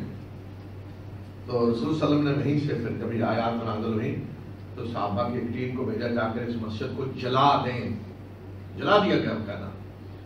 اور فرمایا کہ اس مسجد میں کبھی بھی آپ نماز نہ پڑھیں. اور وہ مسجد جس کی تقوی کے بنیاد پہ بنیاد رکھی ہوئی ہے اول روز سے، وہ زیادہ حقدار ہے اس میں آپ نماز پڑھیں۔ اس میں ایسے لوگ ہیں جو پاک ہونا چاہتے ہیں اور اللہ پاک ہونے والوں کو پسند کرتا ہے۔ کیا وہ عمارت کی جس کی بنیاد تقوی پہ رکھی گئی ہے، اللہ کی طرف سے تقوی اور اللہ کی رضا پہ رکھی گئی ہے، وہ بہتر ہے، یا وہ جس کی تعمیر، جس کی بنیاد ایک وادی کی گرنے والے کنارے پہ رکھی گئی ہے، جو انہیں لے کر جہنم کی آگ میں جا گرا، اور اللہ ایسے ظالموں کی رہنمائی نہیں کرتا۔ تو یہ موازنہ کیا کہ ایک وہ عمارت یعنی مسجد قباء ہے کہ جس کی بنیاد رکھی گئی اللہ کے تقوی، اللہ کی رضا حاصل کرنے کے لیے، اور ایک یہ ہے کہ جس کی بنیاد ہی رکھی گئی شرارت پہ اوپر جو سارا گزرا۔ اس کی مثال ایسے تھی کہ جیسے ایک آپ دیکھتے ہیں سیلاب کہیں آ رہا ہوتا ہے، خصوصاً جو تیز پانی آتا ہے پہاڑوں سے، سیلاب کا پانی، بارشیں تیز ہوتی ہیں، اس میں وہ بہاؤ جو ہوتا ہے نا، نالا یا وادی، تو اس میں پانی نیچے سے کاٹ دیتا ہے کنارے کو، نیچے سے کٹا ہوتا ہے، اور اوپر ممکن ہے اتنا 2 میٹر تک اوپر ہو، یہ شفا ہوتا ہے جرف۔ تو اس کے اوپر اگر کوئی کھڑا ہے تو نیچے تو اس کی بنیاد آئی نہیں، تو کسی بھی وقت وہ گرے گی اور اسے بہا لے جائے گا پانی۔ تو اس طرح فرمایا کہ یہ انہیں لے کے جہنم میں جا گرے گی، یہ جو بنیاد انہوں نے رکھی ہے، اور فرمایا کہ ان کی یہ تعمیر جو انہوں نے کی یہ مسلسل ان کے دلوں میں شک بن کر رہے گی، اللہ یہ کہ ان کے دل پارا پارا ہو جائیں۔ اب یہ اتنا بڑا جرم انہوں نے کیا ہے کہ مسلسل ان کے دلوں میں ایک شک بن کر رہے گی، ان کے دل پاک نہیں ہوں گے، اللہ ان کے دل پارا پارا ہو جائیں، اور اللہ جاننے والا اور دانا۔ یہ ایسے ہی ہے جیسے کہتے ہیں نا کپڑے پہ داغ لگ گیا، اب یہ نہیں اتر سکتا، کپڑا پھٹ جائے گا داغ نہیں اترے گا۔ یہ فرمایا کہ اب دل پھٹ جائیں گے، یہ نفاق دل سے نہیں نکلے گا انہوں نے جو حرکت کی۔ تو دیکھیے قباء مسجد موجود تھی، لیکن یہ کہ اپنی پناہ گاہ بنانا چاہتے تھے، مل کے الگ مشورے کریں، سازشیں کریں۔ تو کسی بھی جگہ اگر مثلا ایک مسجد موجود ہے ایک محلے میں ایک جگہ، تو اب نئی مسجد کی اگر ضرورت ہے، آبادی بڑھ گئی ہے، تو اسی مسجد والوں کو مشورہ کرنا چاہیے نا مل کر کہ بھئی اب لوگ زیادہ ہیں مسجد میں، جب جگہ کم ہے یا یہ مسجد دور پڑ رہی ہے تو ایک مسجد اور بنانے کی ضرورت ہے۔ صحیح طریقہ تو یہ ہے نا، وہی لوگ مل کر مشورہ کریں کہ ایک اور مسجد کی ضرورت ہے، اسی طرح اتفاق سے ایک اور مسجد بنا لی جائے۔ لیکن اگر ایک مسجد موجود ہو اور اس سے 100 میٹر دور ایک اور مسجد بن رہی، کیوں بن رہی ہے کہ وہ جی نہیں وہ اور ہے اور ہم اور ہے، وہ اپنا وہ فرقہ ہے، یا جیسے آج ہمارے اور ہے فرقہ مولانا بنیادوں کا مسجد، یہ مسجد اللہ کا گھر ہے، اس میں ہر ایک آئے نماز پڑھے۔ مسجدیں اس طرح سے نہیں چاہیے کہ وہ الگ الگ اڈے بنے ہوئے ہیں، الگ الگ فرقوں کی، اللہ کا گھر بنائیں، اس کو سب لوگوں کے لیے بنائیں، اس طرح کی وہ۔ تو یہ مسلمانوں میں پھر تفریق ہوتی ہے نا، یہ الگ فرقہ کہیں گے کس مسجد میں جانا ہے جی، اس میں ہوتا ہے نا ہمارے یہاں کہیں مہمان کو آیا ہو تو کہتا ہے جمعہ کہاں جمعہ پڑھنا ہے جی، ذرا بتائیں جی کس میں جانا، ہمارے پاس یہ بھی ہے یہ بھی ہے یہ بھی ہے، کدھر جانا چاہتے ہیں ذرا بتائیں۔ تو مسجدیں اس طرح نہیں چاہیے، مسجدیں اللہ کا گھر ہے، اس میں سب مسلمانوں کو ایک جیسا ہونا چاہیے۔ بے شک اللہ نے محمد صلی اللہ علیہ وسلم کے مال اور جانیں بے شک اللہ نے محمد صلی اللہ علیہ وسلم کی جانیں اور مال خرید لیے ہیں، اس بدلے میں کہ ان کے لیے جنت ہے، وہ اللہ کے راستے میں جنگ کرتے ہیں اور وہ قتل کرتے ہیں یعنی دشمن کو، اور انہیں قتل کیا جاتا ہے۔ یہ وعدہ ہے اللہ کا سچا، اور رات میں، جھیل میں اور قرآن میں، اور کون ہے اللہ سے زیادہ جو اپنے وعدے کو پورا کرنے والا ہو۔ تو لہٰذا تم خوشی مناؤ اس تجارت کی جو تم نے اللہ سے کی ہے، اس سودے کی جو اللہ سے تم نے کیا ہے، اور بے شک یہ عظیم کامیابی ہے، اور یہ مومن توبہ کرنے والے ہیں، عبادت گزار ہیں، اللہ کی حمد کرنے والے ہیں، زمین میں سیاحت کرنے والے ہیں، رکوع کرنے والے، سجدہ کرنے والے، معروف کا حکم دینے والے، منکر سے روکنے والے، اور حدود اللہ کی حفاظت کرنے والے۔ اے نبی صلی اللہ علیہ وسلم ایسے مومنوں کو خوشخبری دے دیں۔ نبی صلی اللہ علیہ وسلم اور مومنوں کے لیے یہ جائز نہیں ہے کہ وہ مشرکوں کے لیے مغفرت کی دعا کریں، اگرچہ وہ مشرک قرابت دار ہی کیوں نہ ہوں، اس کے بعد کہ ان کے لیے وعدے ہو چکا ہے، مسلمانوں کے لیے وعدے ہو چکا ہے کہ وہ جہنم میں جانے والے ہیں۔ تو یہاں اس آیت میں نبی صلی اللہ علیہ وسلم کو، اہل ایمان کو روک دیا گیا کہ کسی مشرک کے لیے مغفرت کی دعا نہیں کرنی۔ کیوں نہیں کرنی؟ فرمایا کہ اس لیے کہ وعدے ہو چکے ہیں وہ جہنم میں جانے والا، اللہ نے فیصلہ کر دیا ہے. تو ان کے یعنی جو مشرک ہی دنیا سے چلا گیا ہے، دنیا میں اگر وہ موجود ہے وہ تو امکان ہے کہ توبہ کر سکتا ہے مرنے سے پہلے، لیکن اگر کسی کی موت اس حالت میں ہوئی ہے کہ وہ مشرک تھا تو اب اس کے لیے دعائے مغفرت نہیں ہو سکتی، اس لیے کہ اللہ نے فیصلہ کر دیا ہے کہ اس کا جرم ناقابل معافی ہے. اس لیے فرمایا نبی صلی اللہ علیہ وسلم اور مومنوں کے لیے جائز نہیں، ان کی یہ شان نہیں، ان کے لیے ان کا یہ نہیں کرنا چاہیے کہ وہ مشرک کے لیے مغفرت کی دعا کریں، اگرچہ وہ قرابت دار ہی کیوں نہ ہو، قریبی رشتہ دار ہی کیوں نہ ہو، اس لیے کہ اب وعدے ہو چکے ہیں ان کے سامنے کہ وہ مشرک یعنی جہنم میں جانے والے ہیں. اس لیے کسی سے دعا کرنا جو ہے وہ تو اس سے ہمدردی کی دلیل ہے، ہمدردی. تو مشرک تو اللہ کا دشمن ہے، تو یہ نہیں ہو سکتا کہ دشمنی اللہ سے بھی دوستی اور اللہ کے دشمن سے یہ دو چیزیں اکٹھی نہیں ہو سکتی. اور ایک سوال تھا کہ ابراہیم نے دعا کی تھی اپنے باپ کے لیے، تو فرمایا کہ جہاں تک ابراہیم کی اپنے باپ کے لیے دعا کا تعلق ہے تو وہ اس وعدے کی بنیاد پہ تھی جو انہوں نے اپنے باپ سے کیا تھا، نکلتے وقت گھر سے کیا تھا. اور جب ابراہیم کے سامنے وعدے ہو گیا کہ اس کا باپ اللہ کا دشمن ہے تو ابراہیم نے اس سے برات کا اعلان کر دیا. اور بے شک ابراہیم بڑے ہی نرم دل اور بردبار تھے، بڑا دردِ دل رکھنے والے. تو حضرت ابراہیم نے جو وعدہ کیا تھا وہ اس وقت کیا تھا کہ جب ابھی باپ زندہ تھا، اس وقت آپ نے دعا کی کہ ہو سکتا ہے باپ ایمان لے آئے. لیکن جب وعدے ہو گیا کہ باپ کفر پہ مرا ہے، شرک پہ مرا ہے، تو پھر فرمایا کہ ابراہیم نے بھی برات کا اعلان کر دیا کہ میرا کوئی تعلق نہیں ہے. اور اللہ کے یہ کام نہیں کہ وہ کسی کو گمراہ کرے اس کے بعد کہ اسے اللہ نے ہدایت دی ہو، یہاں تک کہ ان کے سامنے سب کو وہ چیزیں واضح کر دے کہ جن سے انہیں بچنا چاہیے. بے شک اللہ ہر چیز کو جاننے والا ہے. فرمایا کہ یہ جو ہم نے بتا دیا کہ مشرک کے لیے دعا نہیں ہو سکتی، اس قانون کے مطابق کہ اللہ جب جسے ہدایت دیتا ہے اسے بتا دیتا ہے وہ ساری چیزیں جن سے اس نے بچنا ہے، کیا کرنا ہے کیا نہیں کرنا، تاکہ وہ ایسے ہی ایمان کے بعد گمراہ نہ ہو. بے شک اللہ ہی کا ہے بادشاہی جو آسمانوں میں اور زمین میں، وہی زندگی دیتا ہے، وہی موت دیتا ہے، اور اس کے مقابلے میں تمہارا کوئی سرپرست اور مددگار نہیں ہوگا. بے شک اللہ نے نظر عنایت کی نبی صلی اللہ علیہ وسلم پہ اور مہاجرین اور انصار پہ کہ جنہوں نے مشکل کی گھڑی میں نبی صلی اللہ علیہ وسلم کی پیروی کی، ان کا ساتھ دیا، اس کے بعد کہ ان میں سے ایک گروہ کے دل ٹیڑھے ہو چکے تھے، پھر اللہ نے ان پہ نظر عنایت کی. اور بے شک وہ مومنوں پہ بڑا ہی مشفق اور مہربان ہے. یہ اشارہ ہے کس طرف؟ جنگ تبوک کے وقت جو حالت تھی کہ اللہ نے نظر عنایت کی، اللہ نے توبہ قبول کی، ان کی غلطیاں معاف کر دی، جو معمولی ہوئیں مہاجرین انصار کہ جنہوں نے مشکل گھڑی میں پیروی کی رسول صلی اللہ علیہ وسلم کی.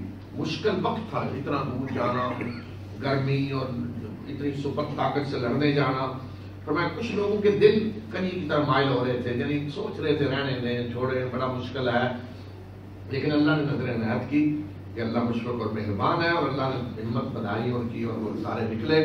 اور ان تینوں کو بھی اللہ نے توبہ قبول کی کہ جنہیں پیچھے چھوڑ دیا گیا تھا، یہاں تک کہ جب زمین ان پہ تنگ ہو گئی اپنی وسعت کے باوجود، اور اپنے جانیں بھی ان پہ تنگ ہو گئیں، اور انہیں سمجھ لیا کہ اللہ سے بچنے کے لیے کوئی پناہ گاہ نہیں ہے سوائے اس کے کہ اللہ کے دامن رحمت میں پناہ لی جائے.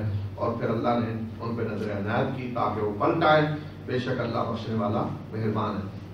تو یہ انہی صحابہ کا ذکر ہے جن کا فرمان، جن کے معاملے کو ملتوی کر دیا گیا تھا، تو ان کی توبہ کے قبول ہونے کا ذکر ہے. تو تقریباً 40 دن تک ان کا بائیکاٹ رہا. آخری 10 دن ان کی بیویوں کو بھی الگ کر دیا گیا. مسجد میں آ کے سلام کہتے ہیں، کوئی سلام کا جواب نہیں دیتا تھا، نہ رسول صلی اللہ علیہ وسلم نہ کوئی. سخت بائیکاٹ. زمین تنگ ہو گئی مدینے کی وسعت کے باوجود، اپنی جانیں ان پہ بھاری. جس سوسائٹی میں آدمی رہ رہا ہو، کوئی آدمی بات کرنے کے لیے تیار نہیں ہے، کوئی سلام کا جواب دینے کے لیے تیار نہیں ہے، کوئی ملنے کے لیے تیار نہیں ہے، کسی کے گھر نہیں جا سکتے، ان کے گھر کوئی نہیں آ رہا. اس سے سخت سزا نہیں ہو سکتی.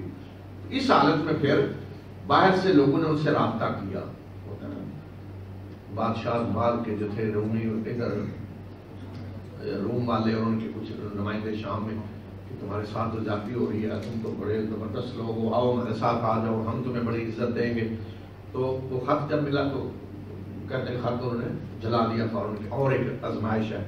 تو فرمایا کہ جب اس آزمائش میں وہ پورے اترے تو پھر اللہ نے ان پہ نظر عنایت کی تاکہ وہ پلٹ آئیں.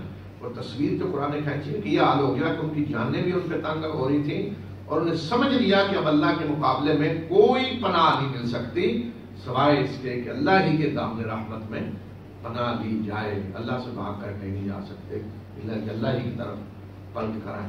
ایسے ہوتا ہے جیسے کہ بچہ مثلاً ماں سے ناراض ہے، نافرمانی کر رہا ہے، اٹھا ہوا ہے، دور ہے، نہیں سن رہا، تو آخر جاتا ہے، پھر دیکھتا ہے جب کوئی کچھ نہیں تو پھر دوڑ کے ماں کی گود میں واپس آتا ہے. تو ماں بھی پیار سے اسے گود میں بٹھاتی ہے، پیار کرتی، چومتی. اس طرح اللہ تعالیٰ بھی اپنے بندوں کی توبہ قبول کرتا ہے. تو وہ کہا کہ دوڑ کے پھر اللہ کی طرف آئے. تو کتنا دیکھیں نا انداز کہ اللہ نے ان پہ نظر عنایت کی دیا تو تاکہ وہ پلٹ آئے واپس. تو ان کی اس توبہ اس قدر اللہ نے پسند کیا کہ ہمیشہ کے لیے ان کا ذکر قرآن میں کیا کیا. جو پیچھے والے کرائے گئے تھے، غلطی ہوئی تھی ان سے، سستی، لیکن توبہ ایسی شاندار تھی کہ اللہ تعالیٰ نے قیامت تک کے لیے ان کا ذکر کر دیا. جب بھی آیتیں پڑھی جائیں گی ان کا ذکر آئے گا، کسی تفسیر میں کسی جگہ تو ان کا ذکر آئے گا. تو آخر دعوانا الحمدللہ.